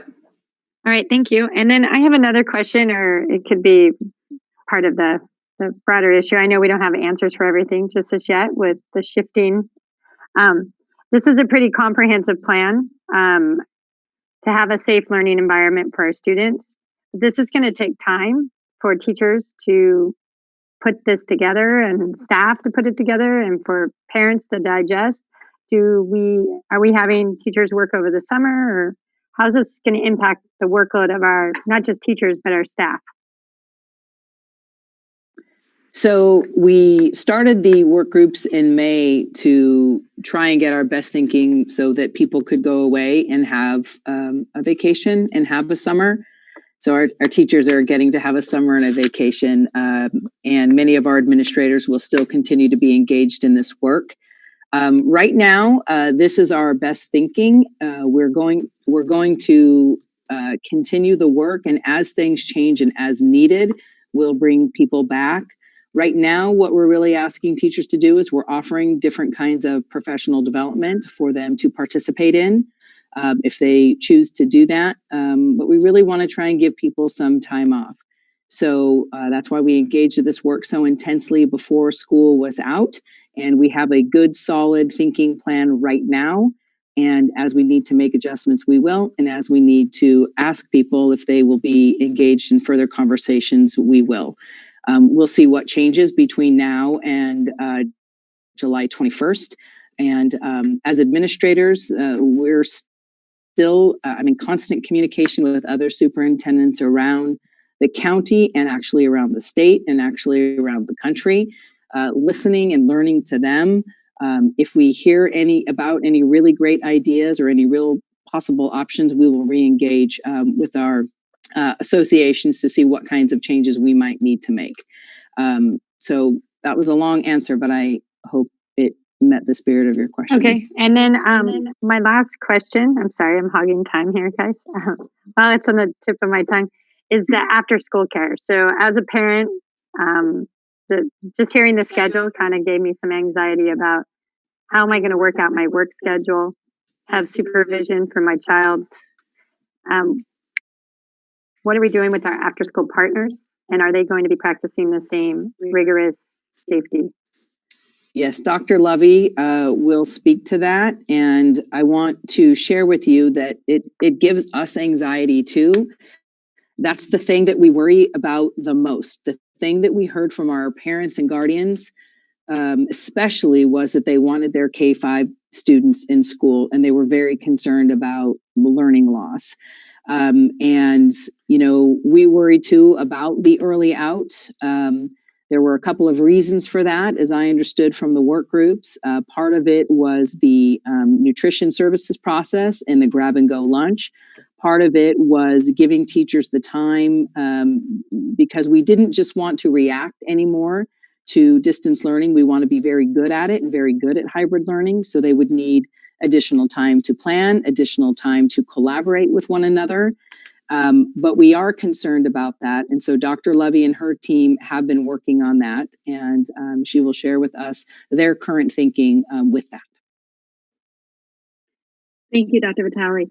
Dr. Begin and board, one of the things that we do know is that the after school programs that we already have in place, our ACES 21st Century, are fully funded for next year.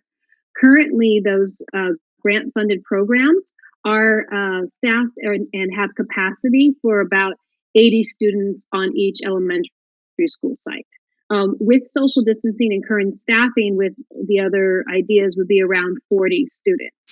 So one of the things we want to think about is how can we provide as much support to families as possible, and at the same time still be focusing on that rigorous hand washing, cleaning, and physical distancing, and providing activities that engage students so that it's more of a support to their extended learning instead of just a place for them to go. So we're working with our after school providers. We wanted to make sure we had looked at our core program during the day. And now we're going to be reaching out to our service providers and talking with them and seeing what their ideas are. Because one thing that this process has really taught us is the smartest person in the room is the room. So bringing more people together, we get more ideas and more ability to address the needs as they come forward. So we'll be working with our providers. Thank you. Any other questions? Eric, do you have any? Yeah, You want to share that? I have 1,000. All right. Good deal. So first of all, thank you to everyone who participated in this, in the work groups. I know I was gathering gray hairs during the last 3 months, juggling children and work and dealing with the overwhelming sense of frustration that the entire community has felt, and just all of it together. So thank you for taking the time out of all of the things that you were doing to work on this plan. It is extremely comprehensive. My first question is, how are we looking at equity throughout this entire document? So we talked about needing to get internet access to students and families. And right now, a big thing that we're doing is relying on our local providers to hook up families, but there are barriers to families that may not have all the documentation that they're asking for. They may not have. They may not be able to get the homeless families, the ones that are in transition between homes. So there's all kinds of barriers to families getting hooked up. So what are we doing to explore, to look into? We talked about hotspots. Is there a pipeline for that for us to order? Is there an option for offering weekend Wi-Fi spots near campuses? I mean, I would just ask, like, what are we thinking in that area, and also where can we explore further in that area? That obviously is the probably the number one concern of everybody, because it's the biggest challenge. We have quotes from at least 3 different providers for what hotspots would cost us. We're also going to look into the possibility of some other financial models about how we get houses connected. There's nothing that's off the table right now. And we also know that we have about 30 days to get it figured out, because we got to get orders in the pipeline. The backlog right now for electronics in general is obnoxious. So we have to really get things figured out here. Probably in the next 20 days would be even better. But we're looking at all of the things that you mentioned. The only thing that we really have taken off the board is the Wi-Fi wired buses and parking them in neighborhoods. That's just not economically feasible, just from a maintenance standpoint, a management standpoint. But all of the things that you mentioned, plus a little bit more, are being considered right now, and we just have to bring together a few key people and gather our data, make some tough decisions about what that looks like, and then move forward from there. So in that space, if we were to be on the hybrid model where there are essentially 2 days of digital work that students are working through, what would it take for us to have open space on Saturdays and Wi-Fi available to families and students that needed it? That's something that falls under we don't have an answer for that question right now, but we will definitely be able to explore that. Okay. And yeah, I would add that it would always be possible for people to use the Wi-Fi on weekends. Anytime they're close to a building, that's always the possibility. If it was something that we structured, then we would need to staff it. And if we staff it, we would need to fund it. And we'll be talking about the budget later on. But if people use our Wi-Fi, especially students, if they're near buildings, I would say that it's probably always accessible to them within a certain range. But again, if we structure or sanction, we would need to fund that. So that is a possibility that we could consider. We haven't costed anything like that out, but we certainly could.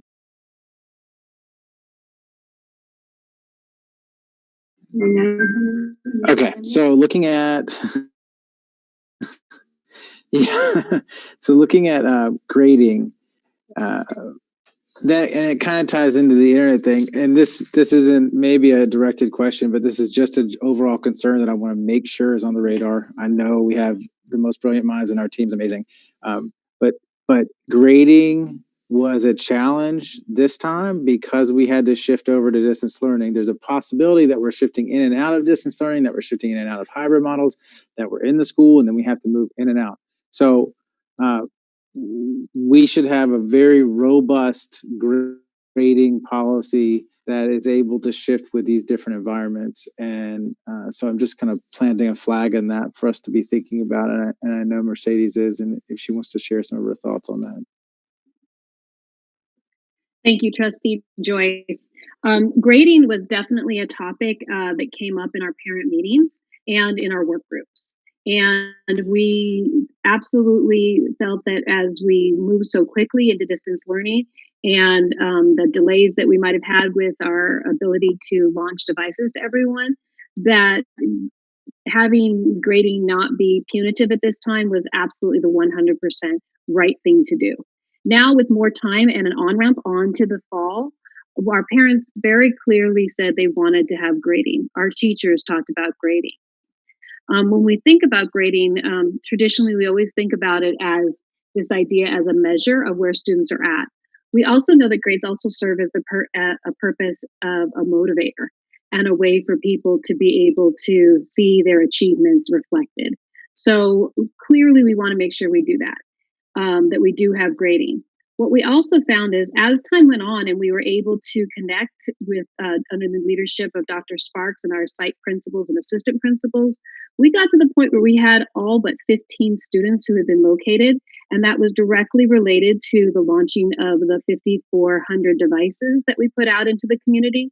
So we know that we are able to bridge that divide and offer that opportunity. So we know that grading will be important, as will be attendance monitoring, because what we feel is that if we continue to monitor where the students are at and we find out what those challenges are and we provide those services to students, then everything else will work out for them. So that we're definitely thinking deeply about that, but we do know that parents, families, and teachers have said that they do want to have grades. So we'll be looking at that, but we want to make sure, as always, that it is in a compassionate way that really reflects what students know. Thank you. Okay, 998. I understand the reasoning for the models that are put forward. I have grave concerns about special education students' ability to progress. And that's a very broad brush. There are a range of students that have special needs, but our moderately and high impacted special ed students, students with special needs, I have really large concerns about them being able to progress in a curriculum when they have such limited access to people. And so I think just another flag to place in would be that if we can accommodate our most impacted students on a campus safely, then I think we should be, I'd like to put it to the board to be considering that we prioritize those students. And likewise, we think about our district as in the way that we have to think about all the students that truly need to be interpersonal connection, interpersonal learning, like our K2 students, our students with special needs, our adult transition program. I just think I'd really like to see us honing in on those students and offering services as equitably as we possibly can.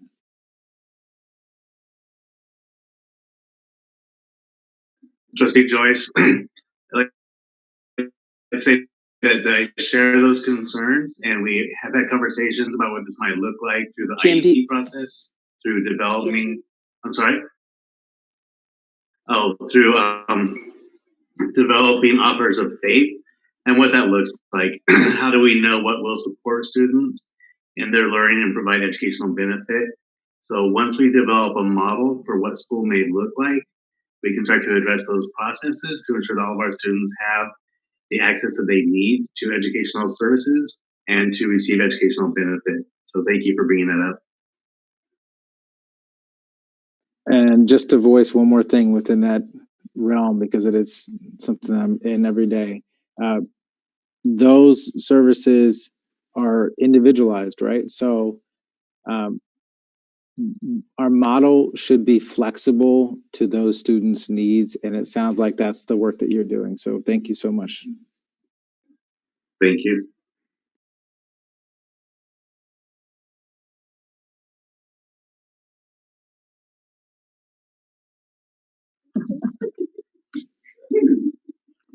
I mean, I got something I can throw there. Yeah, I got lots of questions. Well, So we got a long meeting. Go for it. So just thinking, this would be directed to Todd McAteer. I have a question about teachers, employees that are at high risk, health issues, very sensitive topic. How are we identifying them and ensuring them that they have privacy? A good question, Dr. Begin. Can you hear me all right? Yeah. Okay, great. Yeah, we did have a conversation about that, and we haven't acted on it, but our thought is to provide a secure survey out to our employees so that we could get the information that we need to address those types of concerns without any additional information that would be a HIPAA violation for confidentiality. But our thought is that those employees that do have particular physical concerns or fall under the protection of being 65 and over may want to respond to our survey so that we can look at is it a question of an accommodation that they need or pure distancing and being away from students altogether, and what level of response the district could provide in terms of an employment position for them. Thanks for that response. And so to piggyback on that, how are we identifying, or what's the process for students that have high medical needs or that need 100% distance learning? Jim or Mercedes, do you want to take that? Right, might not be. Medically fragile students, Mercedes, I know that's something that you've talked about often. Yeah, so we're definitely thinking about the importance of providing the supports to our medically fragile students. And our parents did talk about this as well. So one of the things I know that Trustee Alvarez asked about was with the Surfside Academy and providing those supports. One thing we've learned in the last 3 months is that we have a lot more options and tools to provide services than we thought. So as Mr. Wood talked about, we have some platforms that can be used for virtual speech therapy that we're exploring this year with our extended school year. And we're going to be looking at how we can really enhance the virtual delivery of instruction so that our medically fragile students will have the supports they need. At the same time, all of our students are entitled to a free public education, and we want to make sure that we're following health plans. So like many students, when we were in school 100% in real life, we would create specialized health plans with the help of our nurses. That's something we would be looking at in an individual way as well. Some of the guidance we've seen is using of face shields for our students who are deaf and hard of hearing, so that way they can see lips and read lips to help with communication. We've been looking at what kind of PPE would be most appropriate. And of course, if a student had a breathing concern, masks would of course not be required of that student. So we definitely would take it individually and create the health plans that I know we've already had in place with the support of our health providers, which are our RNs, who are really terrific and have been on the cutting edge of this entire program. Thank you, Stacy. I want to just commend staff for the great work of putting this together. and the folks who've been out here listening to this, I would leave you with one major overarching sentiment, I guess, that we've heard from everybody is that if there's any way you can bring, at least elementary kids back to 100% on school come August on the school site, that would be wonderful. If we could find some way to accomplish that, and if staff can stay open to those options as you're dealing with the health departments and the health regulations and our other jurisdictions around that are pushing the envelope, provided that we stay within the safety bounds of what the Department of Health directs us. It would be wonderful. We could get 100% kids back. 100% kids back to school on site 5 days a week, 5 days whatever levels in whatever levels we. I know that's not where we're at right now, but I do hope staff can look at that issue. So, following all safety guidelines, you'd like us to engage, I'll call it moonshot thinking, and some moonshot thinking just to see if there are any ways that we can bring back K-5 following all safety guidelines. Yes, absolutely. That would be fantastic. I wish you would do that.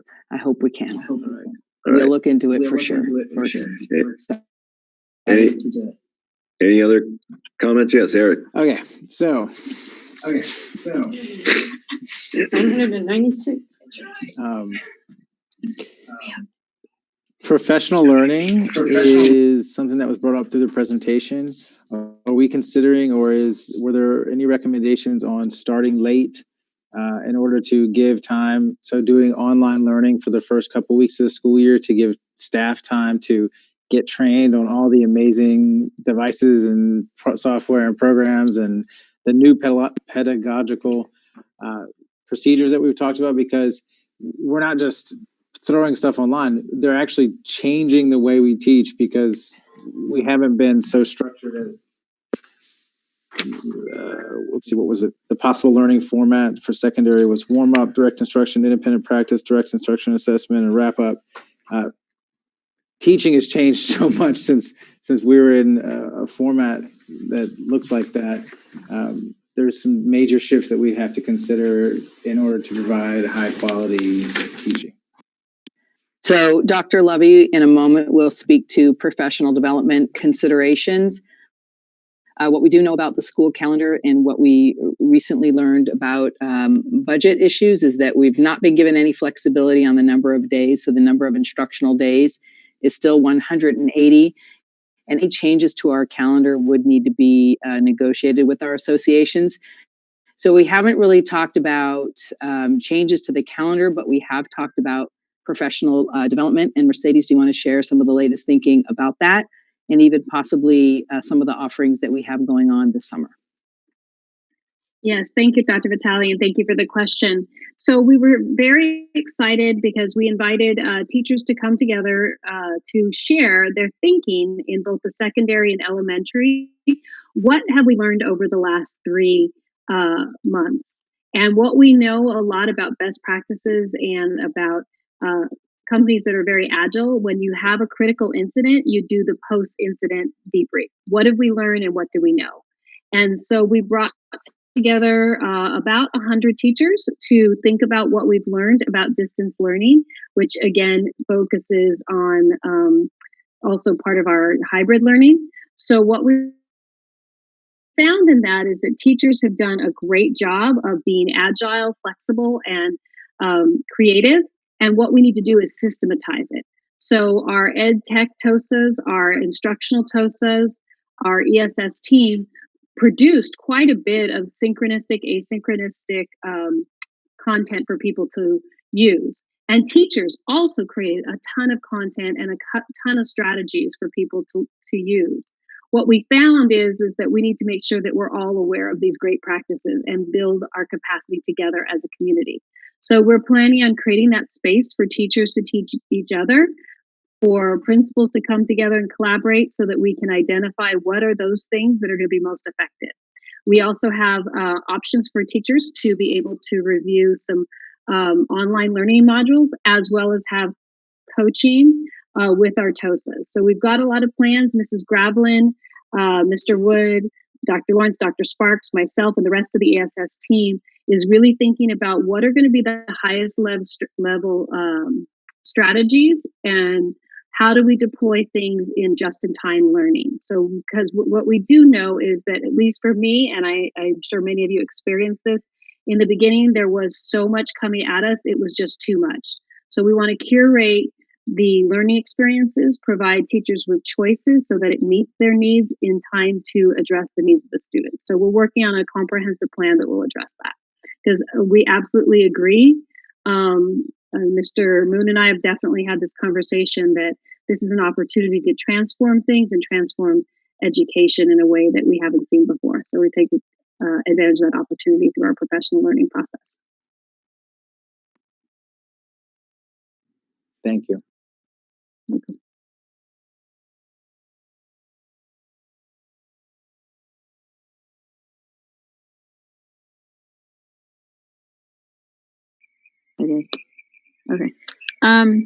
A couple of things. Again, amazing work in putting all this together, and all the work that a team put into getting this done. But I think my biggest concern too is consistency throughout all the schools. I mean, so many times we say we're going to do things one way, and then different schools and different things happen at different locations. And so the consistency would have to be there throughout the whole program so that everybody's on the same page, because again, this is all new, and with safety being the priority in everything that we're doing right now, I think we need to also remember that the consistency in how we do everything and how everything is working needs to be a priority as well.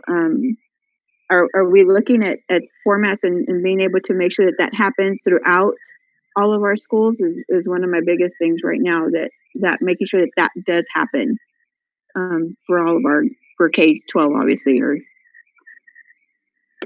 Mercedes, Vicky, Richard, or Greg, I think you can speak to that. That is something that did come up quite a bit in the work groups and also in the parent guardian meetings. Consistency for the digital environments was something that came through loud and clear. And really, it was because parents were having to navigate various platforms, and it was very challenging for them. And I even have friends who are educators with children, and they were having to navigate various systems for their own children, and it was very hard for them to keep track of things. So that was one thing that bubbled up, absolutely.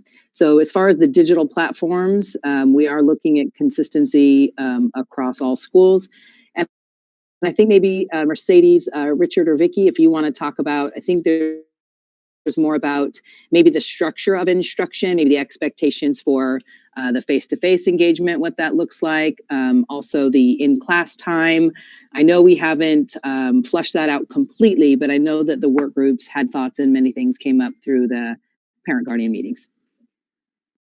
Yes, absolutely. When we've been working with our teachers, again, like we said, in 3 days, we all were putting things together. So that absolutely did result in a lot of variation. And so, as you know, one of the things that we've been doing under Dr. Vitale's leadership is to really looking at this 80-20 model, so that 80% of what we do is going to be consistent across grade levels.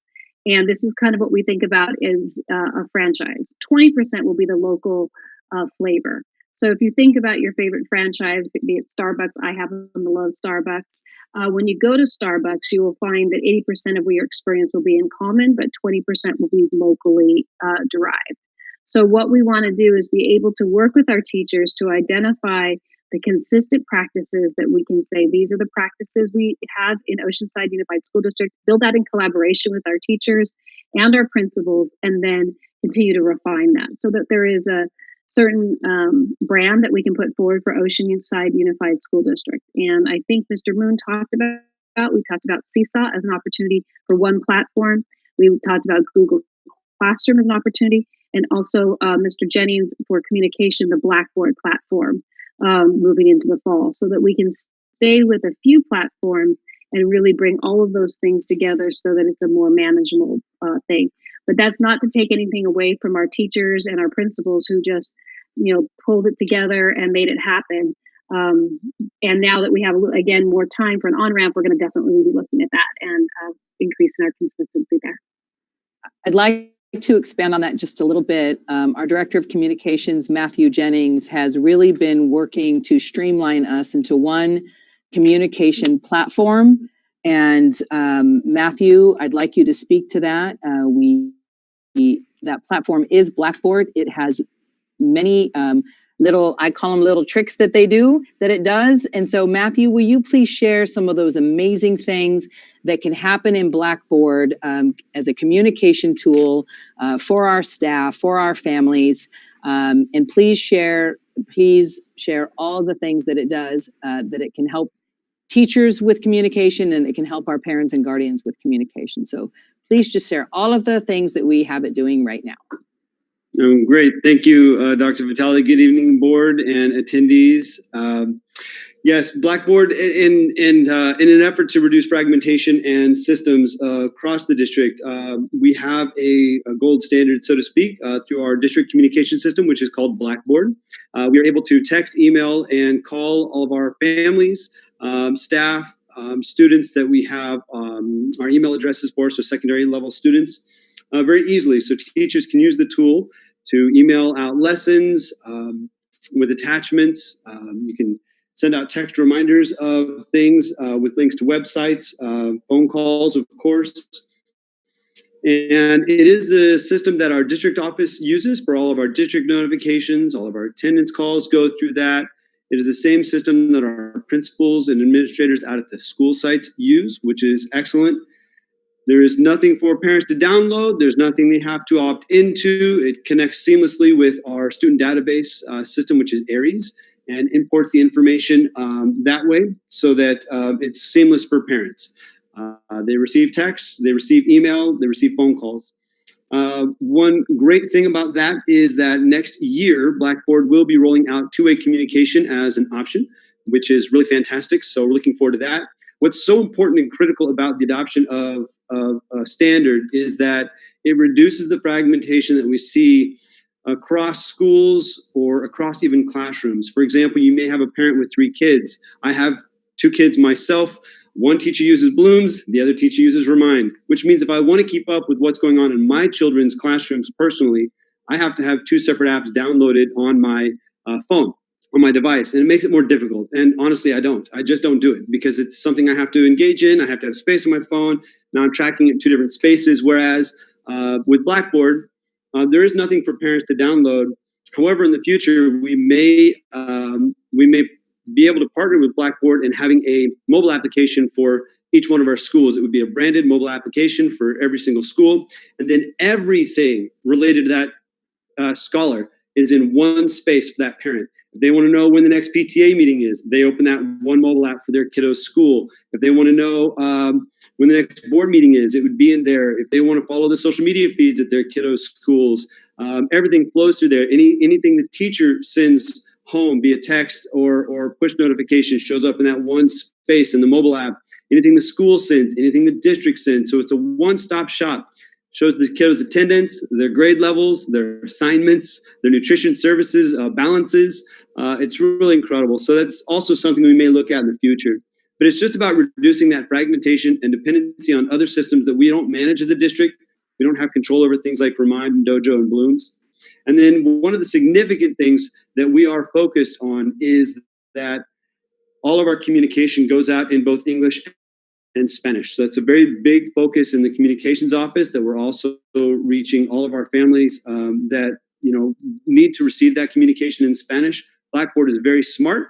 If a family has indicated their home language is Spanish, when we send out communication, it gives them that communication in Spanish, which is really fantastic. And it does that automatically. So it does offer translation, which is great. So for teachers shooting out a quick text or a quick just notification out to families, or some communication that's pretty simple, it relies on Google Translate. So the kind of rule of thumb is if you can write at maybe a 5th grade reading level or lower, Google Translate will have a much better chance of getting the translation accurate. We know Google Translate's not 100% perfect. However, it is the standard which most other entities rely on. If you go to the DMV and you have the website translated, it's using Google Translate. The California Department of Motor Vehicles, the Department of Ed, Any other website essentially on earth that relies on translation, when you go to the top and click other languages, that's Google Translate. And that's what Blackboard uses. So it's not perfect, but we really rely on that and find that very valuable to our families. So I think I've probably covered that in exhaustion, but I'm very passionate about communication and all things that. So if you have any questions, I'll be happy to answer those. As always, we appreciate your vigor on the topic. Thank you, Trustee.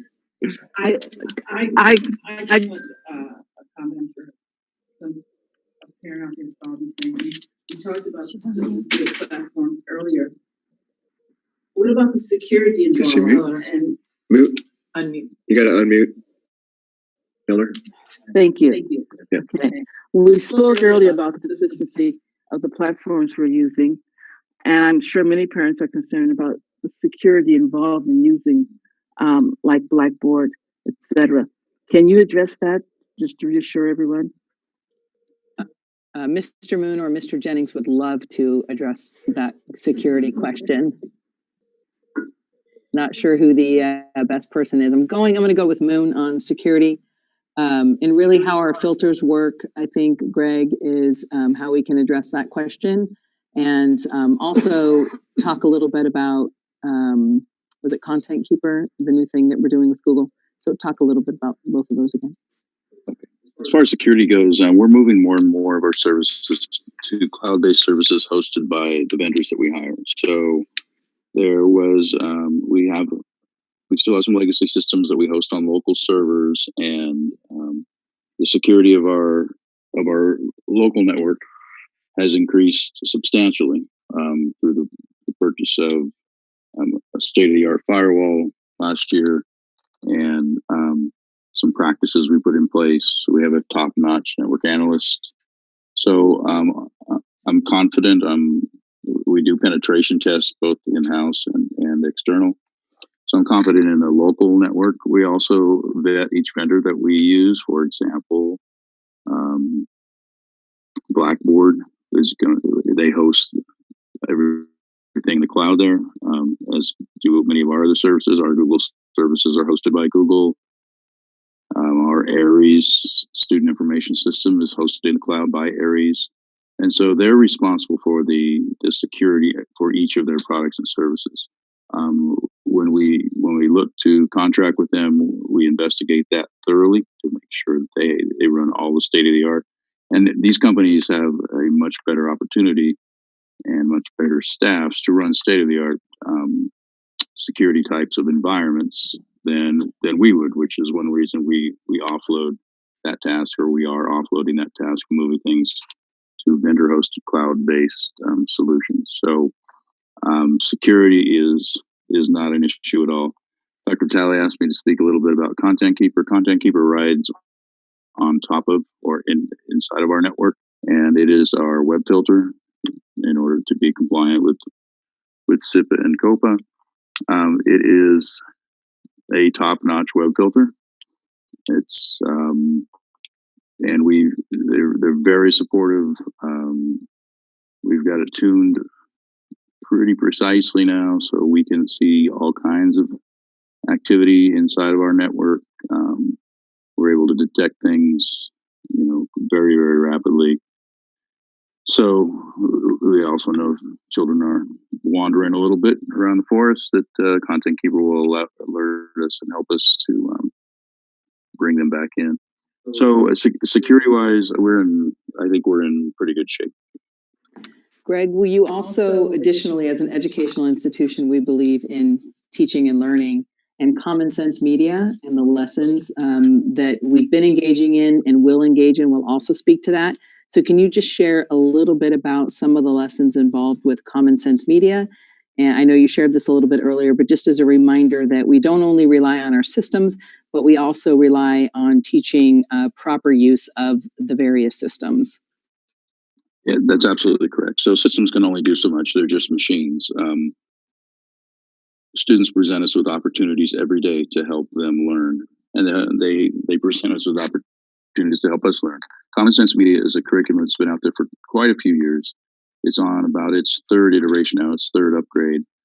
It's used for K-8 basically digital citizenship lessons. The lessons are they're precise, they're engaging, and we found in other places where we've used this that we actually help educate some of the educators as they're delivering these lessons to students. So looking at digital citizenship, not just from a safety and the bullying, but just how to conduct yourself online. If we're going to ask these children to spend part of their life online, then we need to help them understand how to navigate that territory, how to function correctly. So Common Sense Media is a no-cost, absolute great curriculum that can be used at the K-8 level to help all of our students learn how to live online, basically. And Greg, while we have you, I have one more question about tech. So tech support was mentioned as a major. I mean, it could be a huge bottleneck for families, for staff, for everybody, because if we're all rushing into this space and then rushing out of this space, tech support is a huge consideration. Do we currently have the staff to meet the needs of the tech support needs? Should we have to go to distance learning in October or whenever? No, that's a great question, and I truly do appreciate it. I think we learned quite a bit over the first 60 days after evacuation day. We had some learnings from some of my staff that says they were working harder at home answering phones because we set up phones to ring at home for them, and they'd spend entire days on the phones and they were answering. We had days where we'd have a few hundred tickets and maybe 100 125 phone calls, both in English and Spanish. So we set up multiple lines of support. We learned some things. Like I said, that first 60 days was a learning experience for sure. We learned some additional things 30 days after that, and I think we're better poised now. I believe we have adequate staffing. I really believe we have adequate staffing now. We need to look at how we effectively deploy systems that we already own so that we can just be. We know we were effective. Now we're going to look to move to efficient. And I want to just say one thing as a follow-up. We offered that service both to students and staff, which was absolutely amazing. It wasn't just tech support for staff. And we are looking at additional ways to possibly optimize other support staff to be also helpful to students and staff with the various technologies. So we're actually looking outside the instructional technology department as well for that. So thank you for that question. Thank you for all those staff members that were taking home calls for tech support. And then my last circled question. I saw mentioned site-based distance learning on the overall plan as a possible recommendation. So this would be an alternative to students going to Surfside Educational Academy and doing distance learning with a teacher at their school site. Is that something that is a firmed up recommendation, or is that something that we're having in our ether based on numbers? What are our considerations, staffing and space wise in that area now? Thank you, Trustee Joyce. We are really at the point now of thinking about what all the implications are. As you know from our survey of parents, there were about 15% of our parents who said that they were pretty sure that they wanted distance learning. And what we do know so far is that will require us to have staff to serve them. One of the wonderings that we had was around, would this be something that would be site-based or would it be through Surfside? And so in talking to our teachers who've done it, we've got a couple of pros and cons to that, because we do know that people want to maintain their identity as a pirate. They want to maintain their identity as a Mission Dolphin or at Palm Quest or at Del Rio. So we're trying to figure out how we can marry those two things together, because that is an interest of our families. And but we also have to think about how that might be for our school reporting, for CalPads and other options. So it is in our thoughts, but we haven't really fully examined that just yet, but that we do know that's an interest that is of our families. Thank you.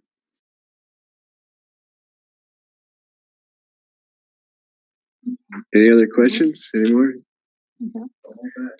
Don't hold back. We've been on this 2 hours plus, and we're still holding an audience too, so that's surprising. All right. Well, I'll So it go. must be good. Go. All right. So, first and foremost, thank you to all our stakeholders. The input, expertise that was provided to put this plan together to make it comprehensive is huge. I work with 10 other school districts during my day job, and I haven't seen anything like this. So I'm very proud of Oceanside right now. The dedication to our students is commendable. We're all going to have to work together to get through these trying times. That means we're going to have to be flexible because the information is changing daily. I appreciate that we use the comprehensive guidance from the Department of Ed, from the County Office of Ed, from the County Public Health, and networking with other districts. I think that's huge that we do that as the landscape shifts. But as a parent, I wear that parent hat of a middle schooler.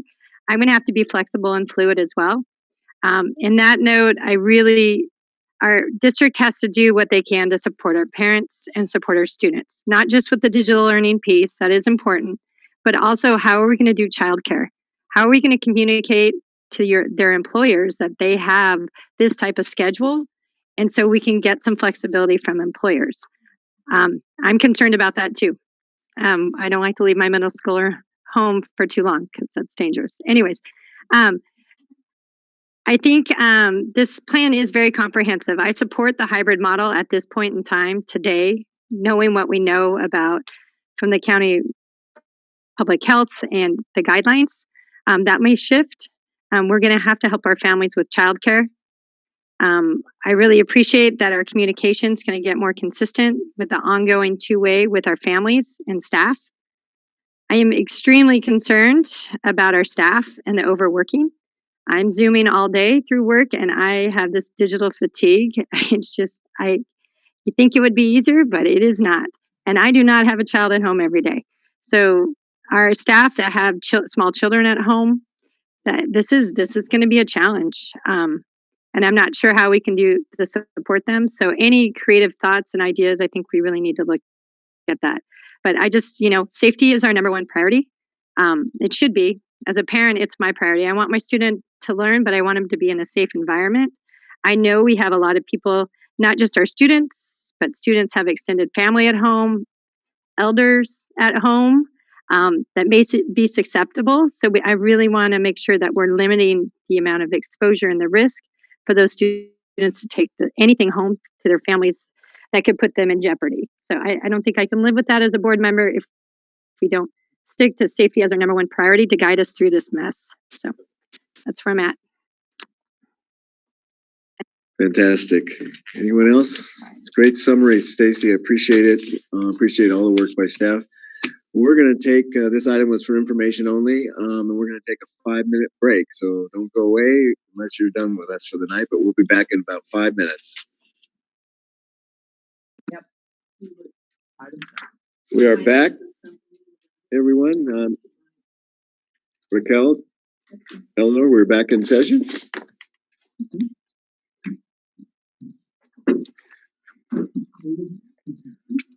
Well, yes, if you're muted or unmuted, you're on or not on, but if you're muted, you're fine. All right, we will move on now. That was a great discussion. Appreciate everybody listening to that presentation and our discussion about how we can get school back in order here and running this coming August.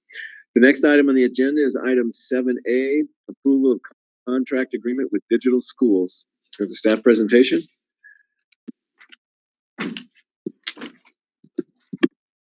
Yes, thank you. We currently use digital schools as our resources management system. It's also integrated into our payroll, benefits, and fiscal services.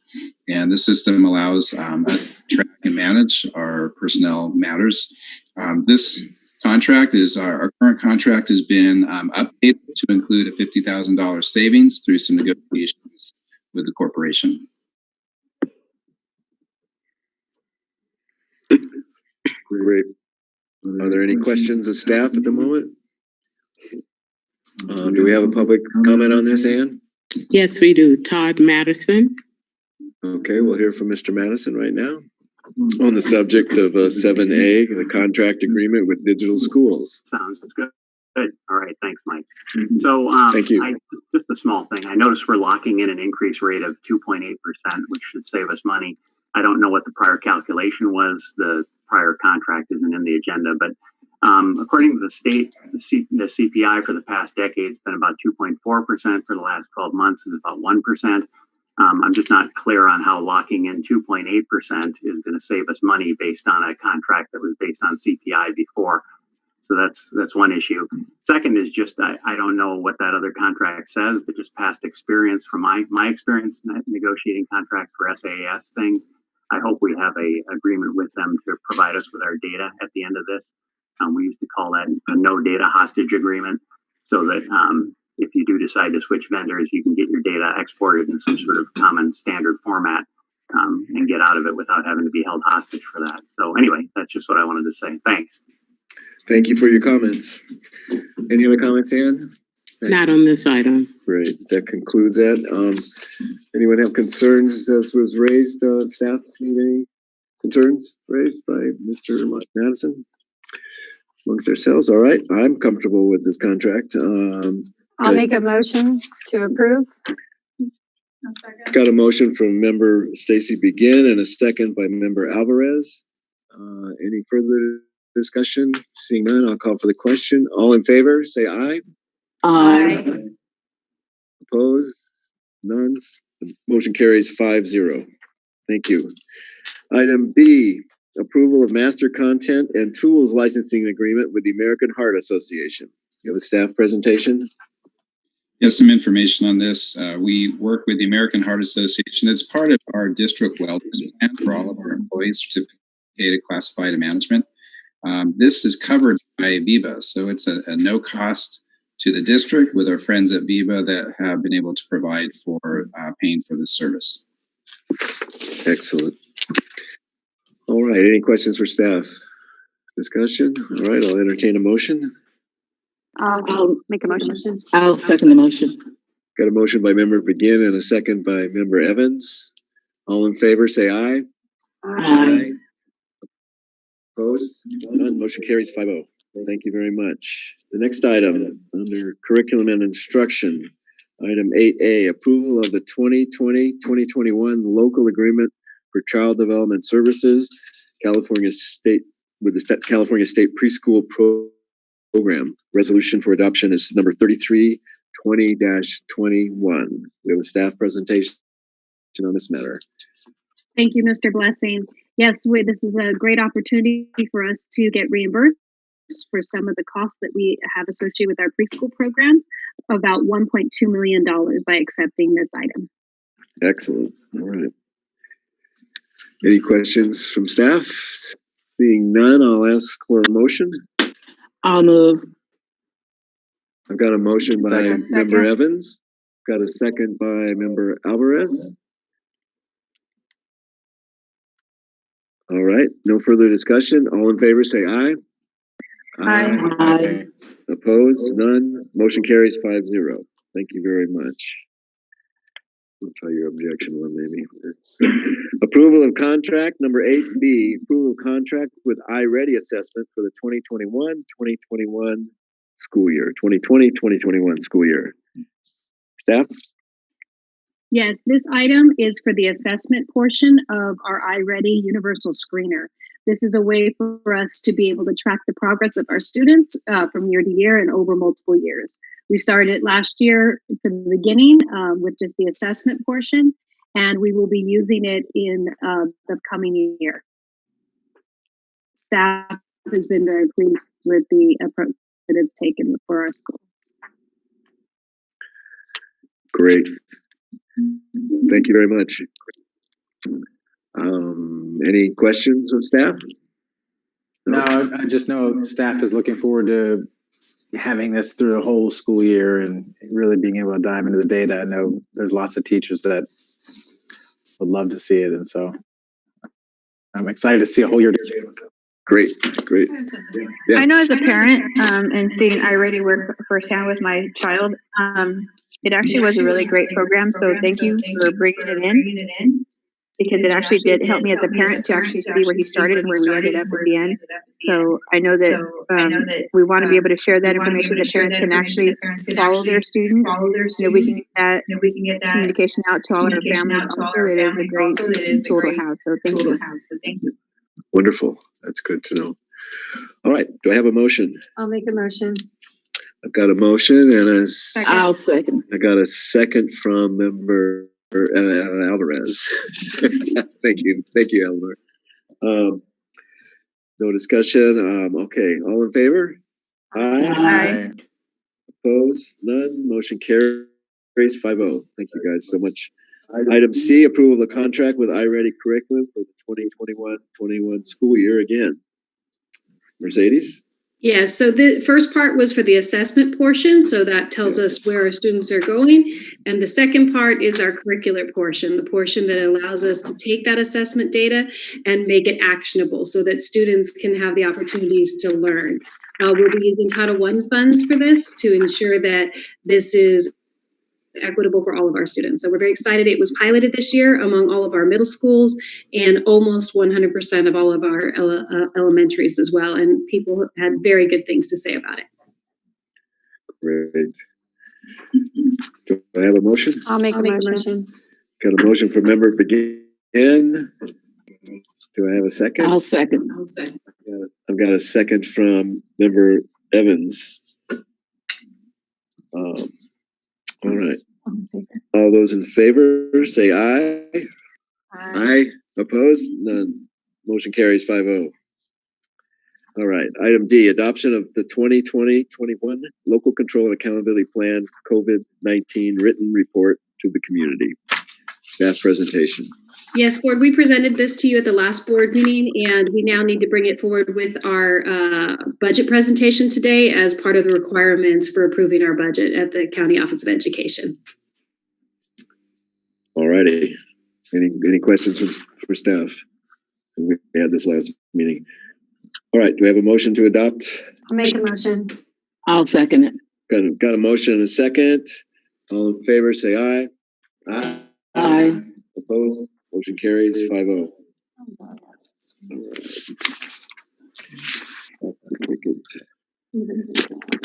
Yeah. All right. Number 9A, approval of contract service agreement with Palomar Family Counseling Services for school-based counseling. Are we going to staff presentation? Yes, this is the renewal of a contract, the second year of a 3-year contract that's grant funded through Proposition 47 for supplemental counseling services for our students at many of our schools. So this is a very exciting opportunity to add additional social and emotional supports for our most at promise students. Great. All right. Understand we have a public comment on this. Okay, and we make the call. Yes, Lisa Turner.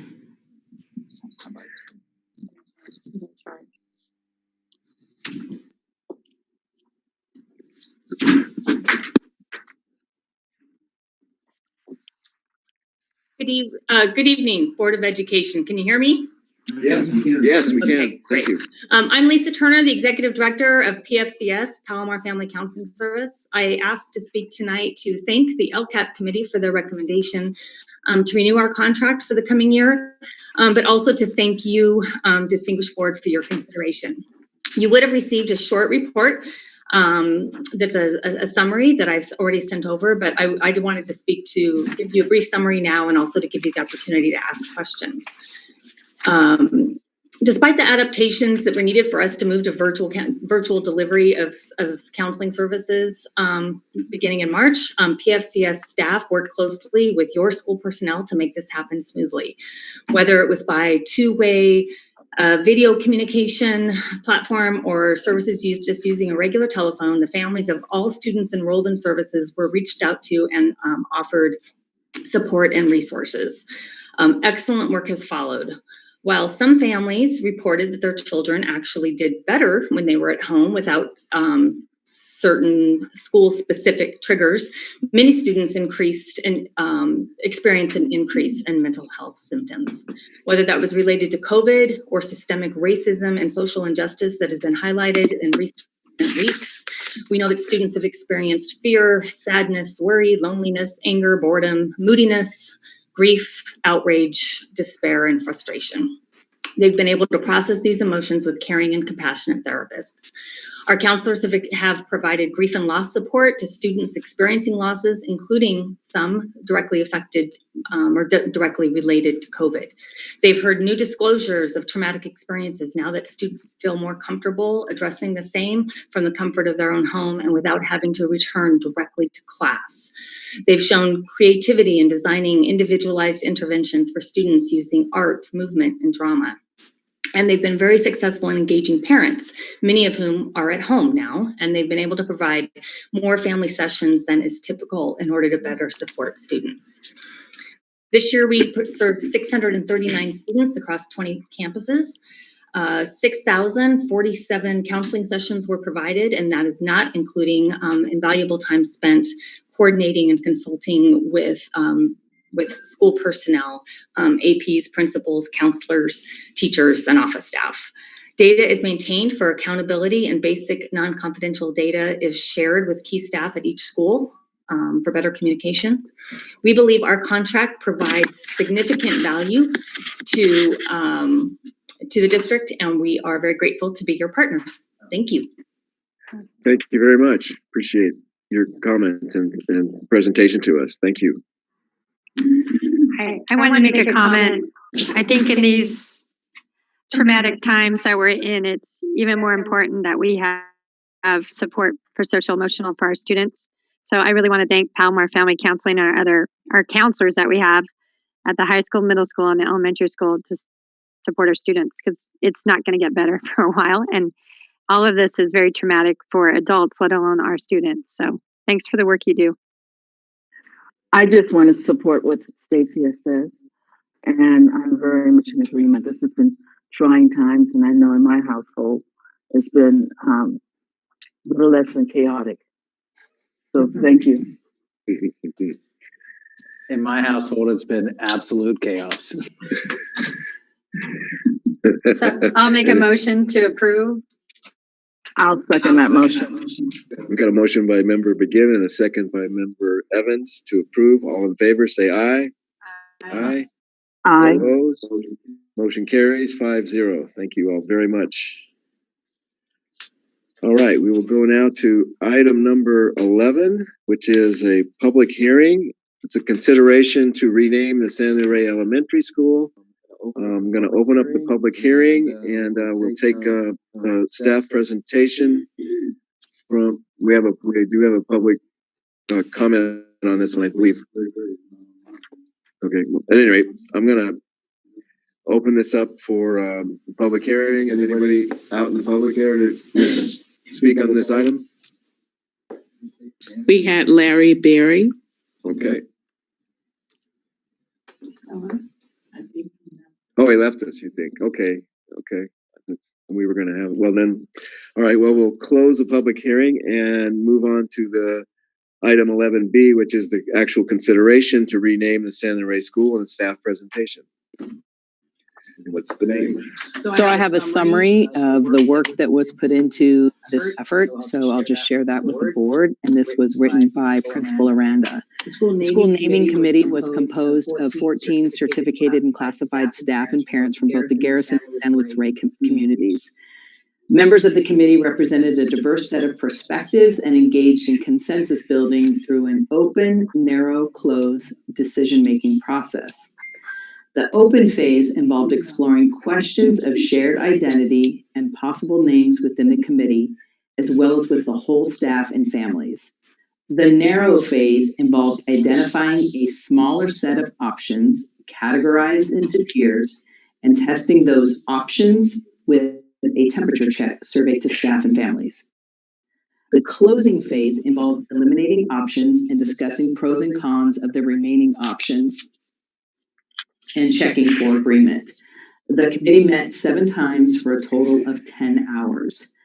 Families were invited to participate in a virtual meeting and survey with Blackboard, phone, email, text, and paper flyer surveys, which were distributed at the food distribution site at SLR. The committee continually reflected on the purpose of their task, which was to identify a name that unified both school communities and chose a name that represents inclusion. And I appreciate Dr. Aranda leading this process and all of the people who participated. And the name that they are putting forward for your consideration is Hacienda Elementary School, and that is the home of the Hawks. They feel that this represents the unification of the two schools. Hacienda means home. It's also the street that unifies them. And they believe that this is the best name for this new endeavor that we are engaging in. That is what I submit to the committee. Great. Sounds wonderful. Any discussion? Any comments from the board? So I have a question. It's still a visual performing arts school. So is that going to be reflected in the name, or is it just Hacienda Elementary? Right now, it's Hacienda Elementary. In order for a school to really be in, Dr. Aranda, I know you had conversations about this in your committee, so if you would like to speak further on this, there's a lot of work that goes into actually naming the school as visual and performing arts. And as the school unifies and the staff unifies, those are conversations that I believe the staff is going to further engage in to really talk about what does it mean to be a visual and performing arts school. So beyond theatrical presentations, what else is involved with that? How can that be created? And is that how they want to create themselves? Dr. Aranda, if you'd like to add anything to that, if I left anything out of that comment, please feel free to add to that. So right now, the name is Hacienda Elementary School. And I think where that was left is for further conversation and identification as far as the program goes. But Dr. Aranda, you are on. Yes, that's exactly right. So it was clear that arts education was highly valued amongst the staff and the families and the community. And we are going to be thinking as a whole, as a staff, what that exactly means within the school day. So beyond our theater program, what other things can we do to really enhance an arts education program for our students? It's something we all truly value, and we want to really spend some time thinking about that. And it would be very simple after the program is established and actually is well thought out, and we have the materials that we need, the staff knows how that's defined, and they've agreed to do that. It would be very easy to change the byline to School of the Arts. But I think the intention is that they do that with truth, with validity, and with a built-out program. Makes sense to me.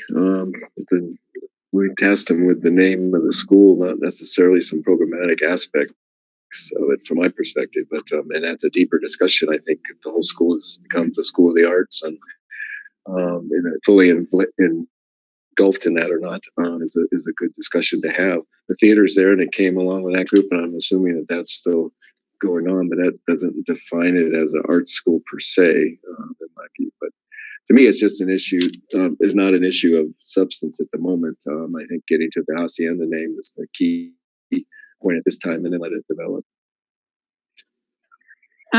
Ms. Aranda, can you, on the process of actually going through, was there quite a bit of input from the community, and how did that go as far as feedback for the naming of the actual school? Yeah, so we had a family meeting, a virtual meeting.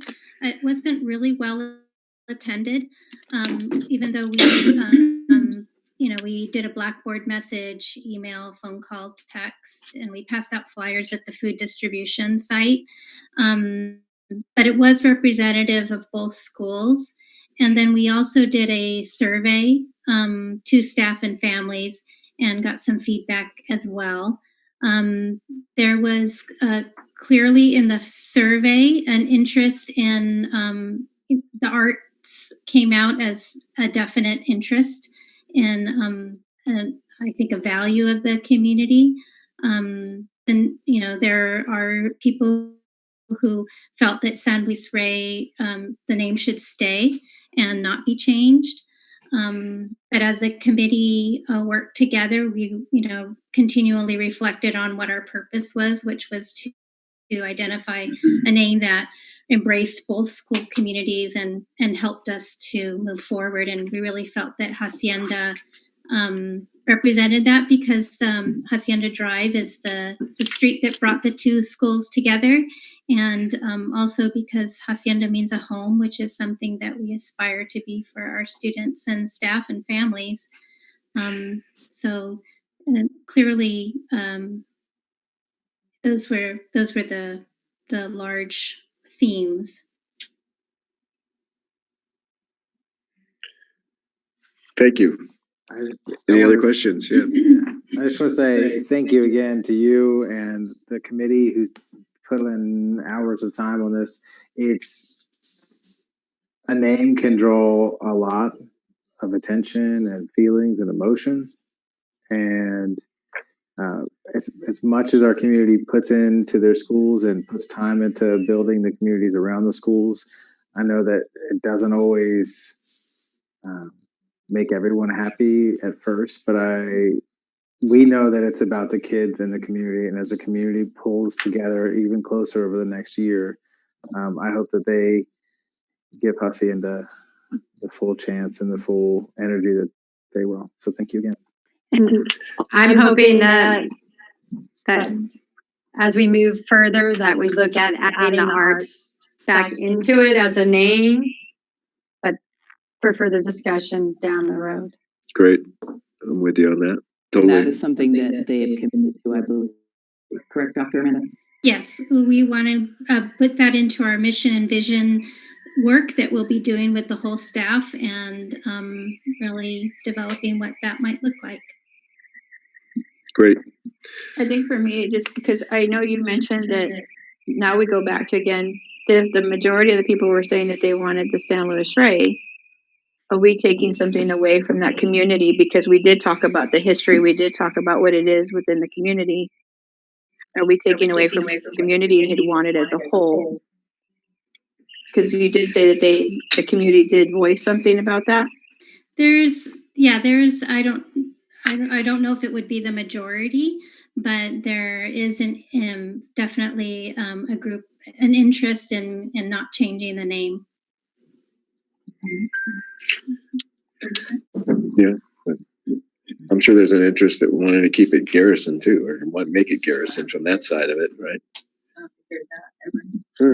I'm just for sake of argument, I guess, but that's all. I'd like to say something.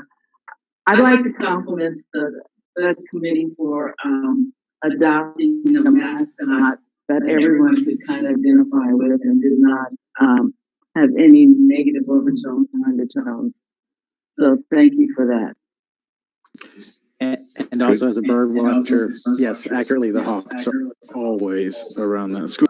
Yes, they are. They are always there. That's well apt. That's probably the best name of a mascot of any of our schools. Educational value. I don't know. There's too many pirates around. With the conversation, I'll make a motion to approve the new name.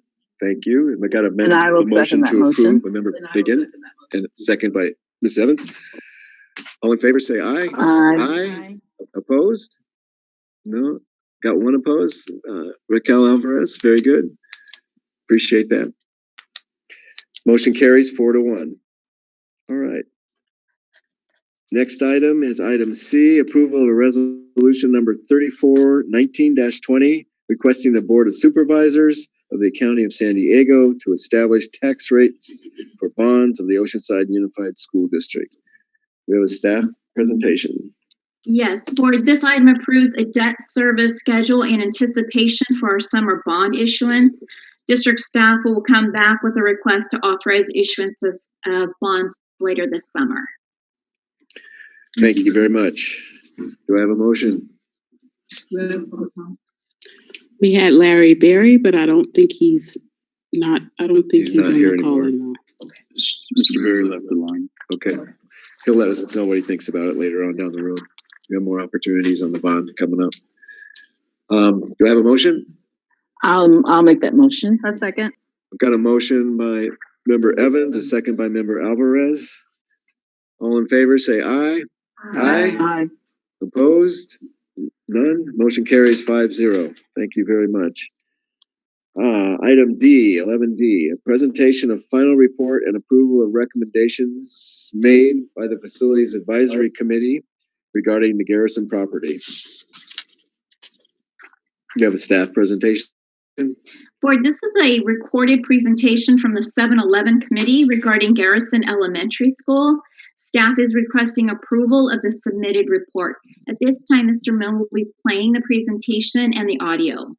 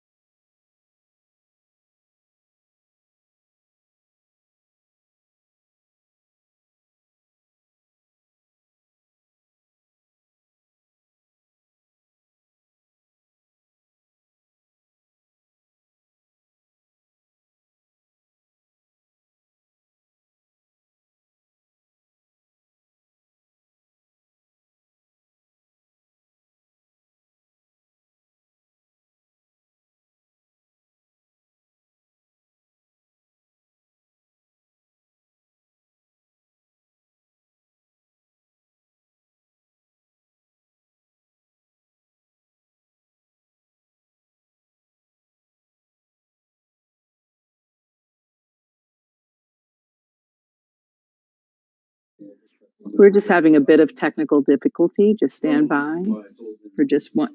I have my volume on, and we'll just stand by for just one moment. I believe there are some 7-Eleven committee members online with us. We seem to be having some challenges with our audio file. So if we can't get that to work, which I'm thinking we're not going to, we're going to need one of those members to walk us through, Dr. Soto. So I know that you'll probably be able to help. I know Charles Finn is on the meeting. I certainly don't want to make him uneasy by calling on him at the last minute. So I'm giving him a little bit of think time. Charles, if you're confident with doing that, I don't think our audio file is available. Dr. Soto, is there anyone else who could assist Charles, or would he like to do this on his own? Would you like to be his helper? Charles, Mr. you Finn good? is way more than capable and is very profound with his words. So I believe that Mr. Finn will do a fabulous job and speak on behalf of the asset management. I concur. Thank you, Charles.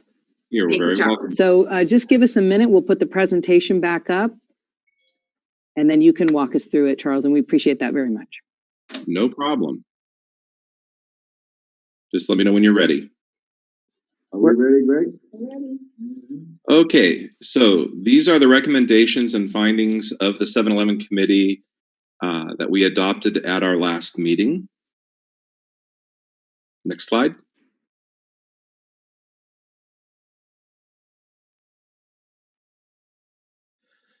So just to review, our objectives and process are to determine whether property is surplus to the needs of the school district, that it's no longer needed for school use, and to make recommendations in such a case for how that property should be disposed of, example, by selling, leasing, exchanging, or other arrangements.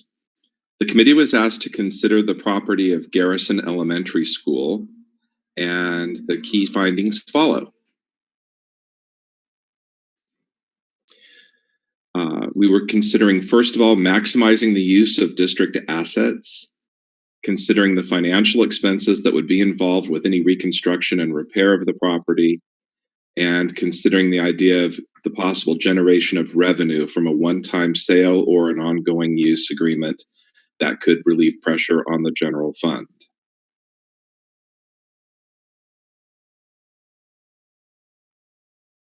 Next slide, please. We have a little lag in our technology, Charles. Thank you for no your problem. patience. I think the Zoom thing is getting tired. This is just what I think, but it's lagging, but it'll catch up in just a second. And feel free to interrupt with any questions if they come up during the presentation. As long as we have the pause, if you have a question that I can answer, be happy to do it right now. Charles, I've instructed the board has the presentation in front of them in paper form until our technology catches up. If you have it in paper form in front of you, please feel free to go forward. No, I only have it in the shared screen version. Okay. The next slide is the visual from overhead, and it lists the property address. Okay, so that slide is showing you what is the Garrison property, what are its boundaries, and the extent of the campus. I believe it also includes showing where some of the issues have been on the campus with regard to some of the physical problems with the land. Yes, the sinkholes, et cetera, are shown on that as well. Very good. Okay. The next slide is a list of information built in 1970, 2 contiguous parcels, sinkhole site depressions discovered in 2019, students moved to SLR, Garrison enrollment data and declining, and that we approved a closure of Garrison on April 28th, 2020. Check your phone, Charles. Yes, I You have a picture. just opened the file. Thank you. So as Board Member Joyce just put in there, there's some history of the school and how it came to be in this position. So getting to the main part of the presentation, summary of findings, slide 7. Yes, yes. Okay, the committee found that there are no conceivable school district educational uses for this property. We also found that in its current condition, the property is not suitable for continued use as an elementary school site. We found that the financial expense involved with reconstruction and repair of the property would be prohibitive. I'm sorry, somebody's taken over my screen, so I can't see the presentation. We found, I'm on number 3, the financial expense involved with reconstruction and repair that would be necessary was not in the best interest of the district. And the 4th finding was based on the committee's review of the information. We concluded that the entire Garrison Elementary property should be considered surplus. Very good. So we placed the following recommendations. 1, that the entire site be considered surplus to the educational needs of the district. 2, that the governing board declare Garrison Elementary School as surplus and consider selling, exchanging, or otherwise disposing of the property in any manner which would be in the best interest of the district. And that the board be given the necessary flexibility and discretion in choosing a method of disposition for the property that best serves the district's financial interest and the needs of the district, staff, and community, rather than having the board take it upon itself to recommend a specific course of action. Great. Thank you, Charles. You're very welcome. Appreciate that. Any discussion amongst the board members? I think this is pretty straightforward. Good recommendation. We appreciate the hard work of the committee. I'll make a motion to adopt the 7-Eleven committee recommendations 1, 2, and 3. A second. We've got a motion and a second to adopt the committee's recommendations. All those in favor say aye. Aye. Opposed? No one. Motion carries 5-0. Thank you very much.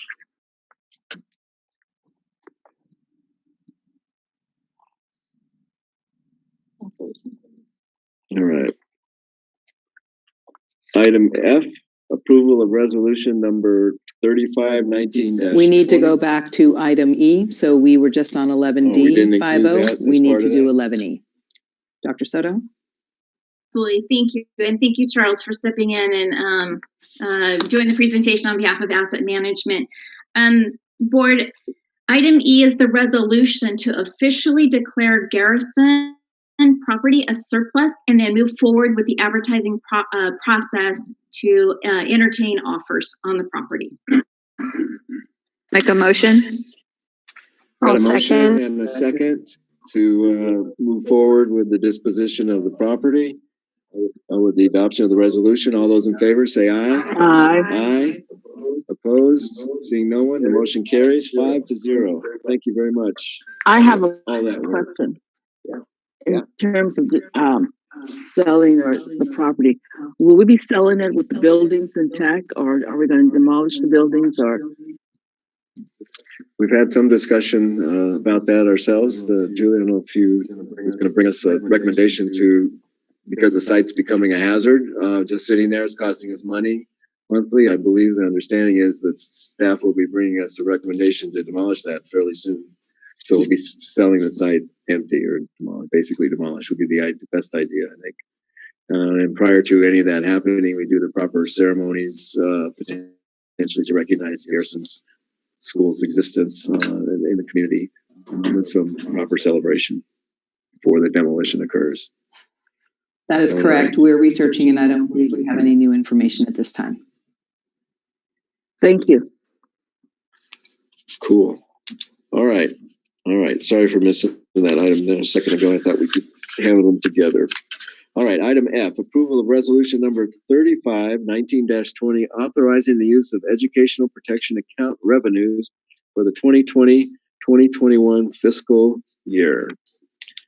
Is there a staff presentation?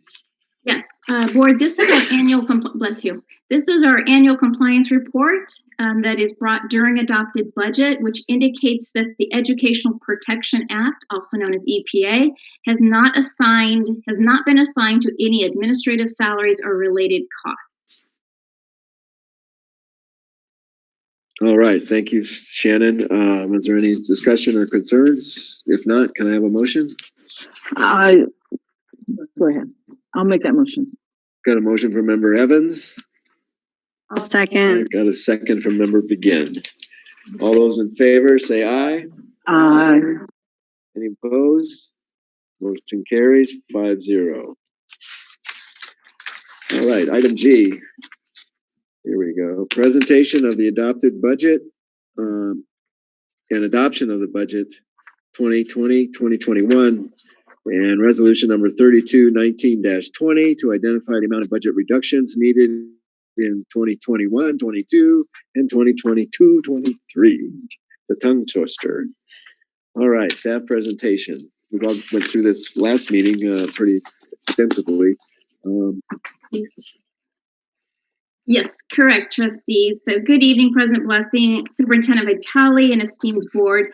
Tonight, staff will be presenting the adopted budget. Before I begin, just like at the preliminary, I wanted to take a moment and introduce our Director of Fiscal Services, Tim Golden, who will be co-presenting with me. So let's begin. Next slide, please. Staff will be reviewing changes from the preliminary budget presented on June 9th to our now proposed adopted budget, review multi-year projections, discuss the fiscal stabilization plan, and lastly, next steps. And with that, I'd like to introduce Tim Golden, Director of Fiscal Services, to present the rest of the slides. Thank you. Good evening, Board and Superintendent Vitale. I have the privilege of bringing the adopted budget proposal here. And on this first slide here, what you're going to see is the budget changes from the proposal that we brought earlier this month on June 9th. And in the first column, that's what we brought on June 9th. And then obviously in the second column, that's going to be what the updated budget is. And then the difference will be in that far right column there.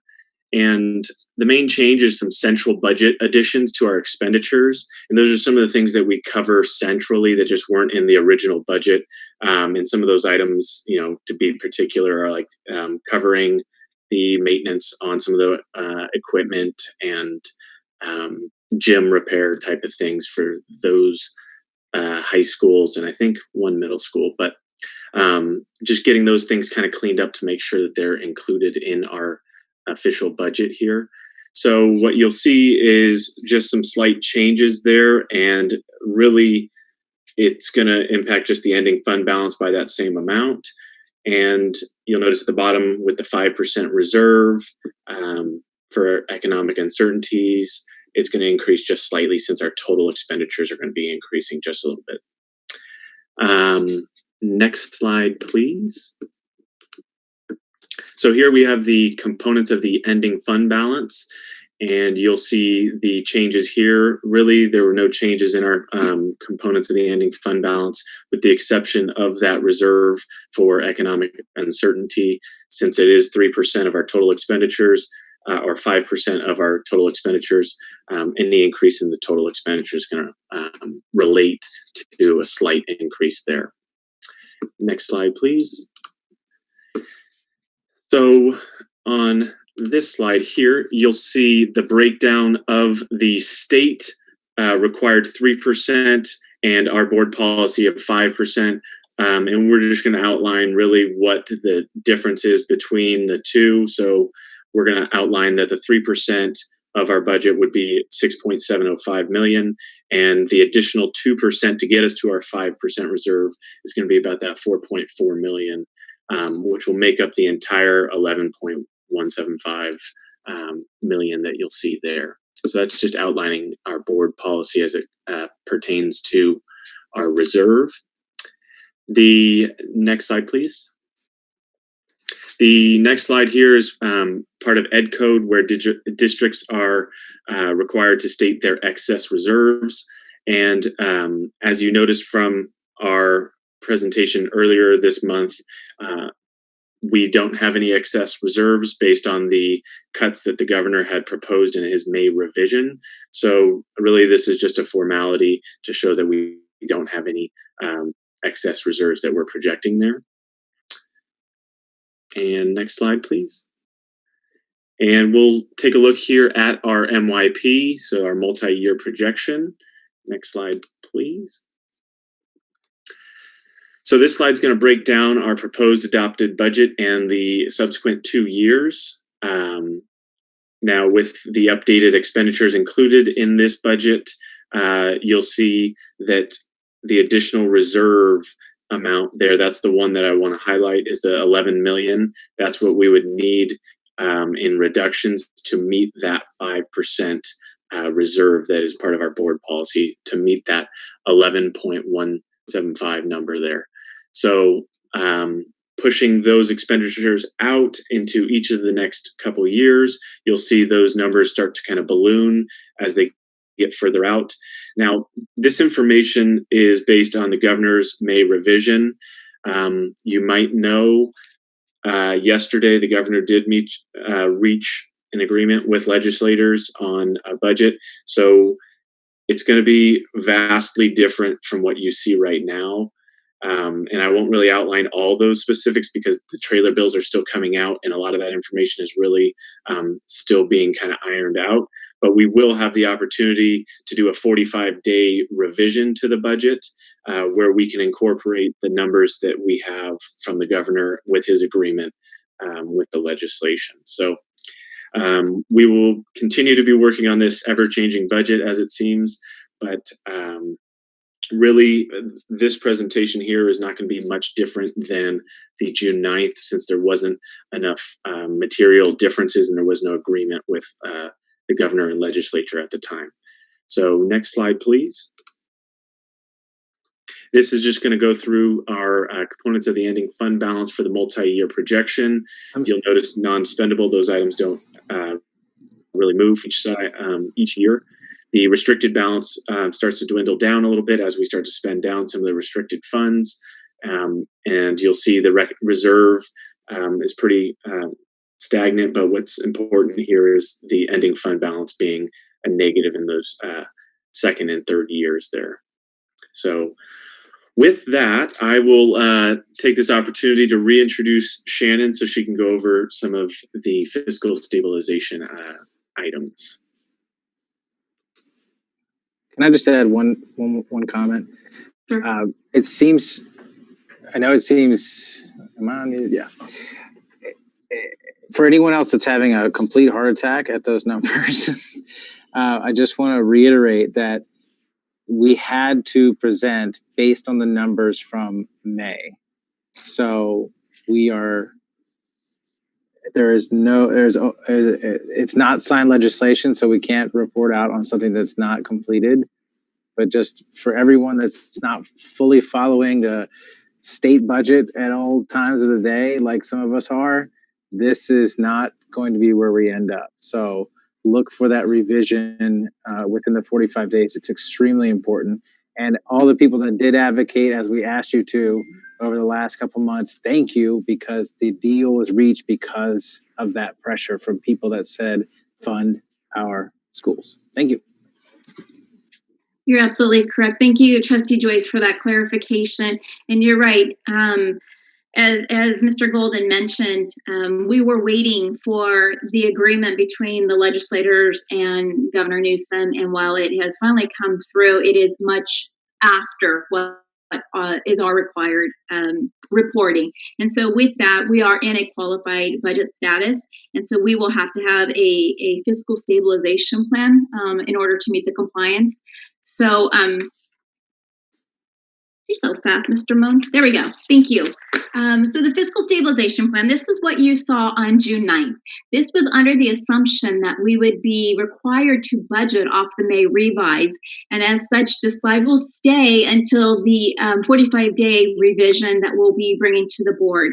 We're moving forward with this for now, knowing that staff will not be asking for reductions at this time, that we believe that there's an opportunity for us to live year to year until we get through this COVID situation that we are experiencing right now.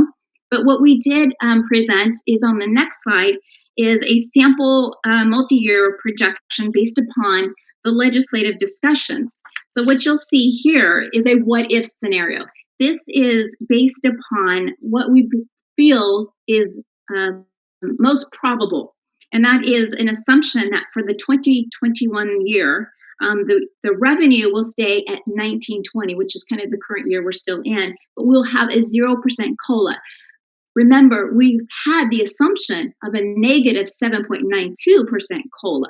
So that's significant. And that's how you'll see that we're not going to be under the assumption that everything is as we are receiving word, that we will not need to have the expenditure reductions, that we will be able to meet the expenditures for our responsibilities for the current year of 2021. Now, we know our out years are always of concern. We know that there's lots of changes in the out years, and we know that we budget our revenue differently in the out years as we do differently for our expenditures, and that is based upon compliance for us. However, we want to make sure we get through the current year. We have every indication that we will be able to get through the current year without the reductions. So with that, staff presents this slide as information only, and that we're not able to actually budget off of this, but that this is the consideration that staff is considering moving forward, waiting for details as Mr. Golden mentioned. And so with that, next slide, please. So staff is asking for approval of the adopted 2021 budget with the resolutions based upon the May revise, knowing that we will have to send this to the County Office of Education for approval, at which time then we will receive further guidance as to what our 45-day revision will look like. We know that unaudited actuals and that we're closing our books, and that there will be some one-time money that will be coming to us because COVID shut us down and our expenditures decreased and declined significantly. You may see this year a significant amount of one-time money that's being saved because we didn't spend it all during the March through June, apologies.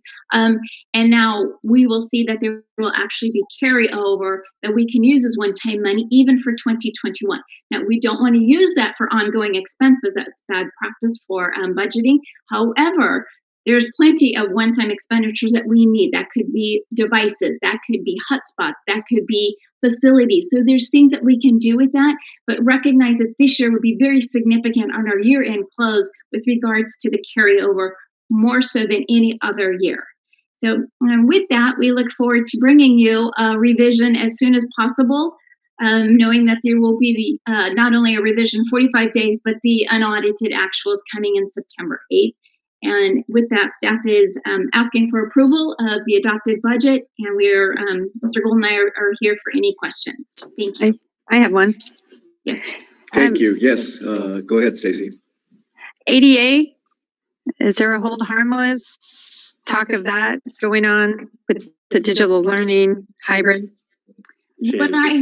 I'm sorry, Trustee Begin. What I heard, Trustee, and Tim, please correct me. What I heard is that we're held harmless and that we're actually held at the 1920. So it's just the current school year. So moving into the current year, or the future year, the 2021, we'll actually be using the ADA for 1920, which is significant for us.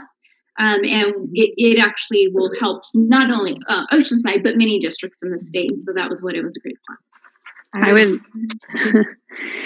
Anyways, the out years look bleak. I'm happy to hear that 2021 that we're good. But yeah, I'll try not to stress about the out years. No, not for 45 days anyway. Yeah. Do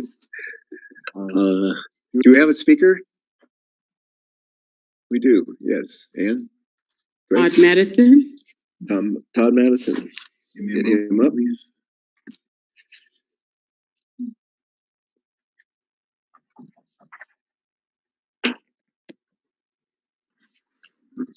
All right, thanks. There he is. There you go. Thank you.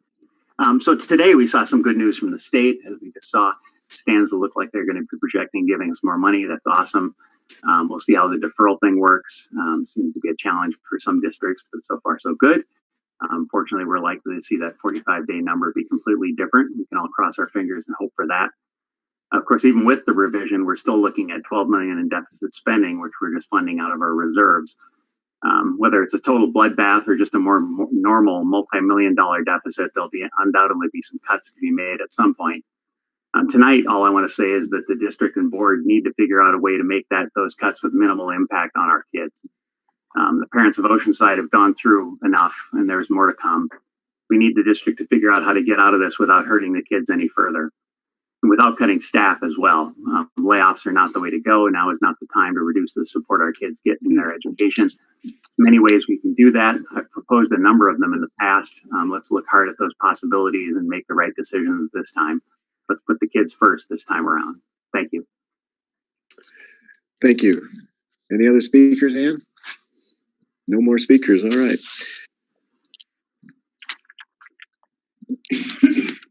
I'll make a motion to approve the adopted budget. A second.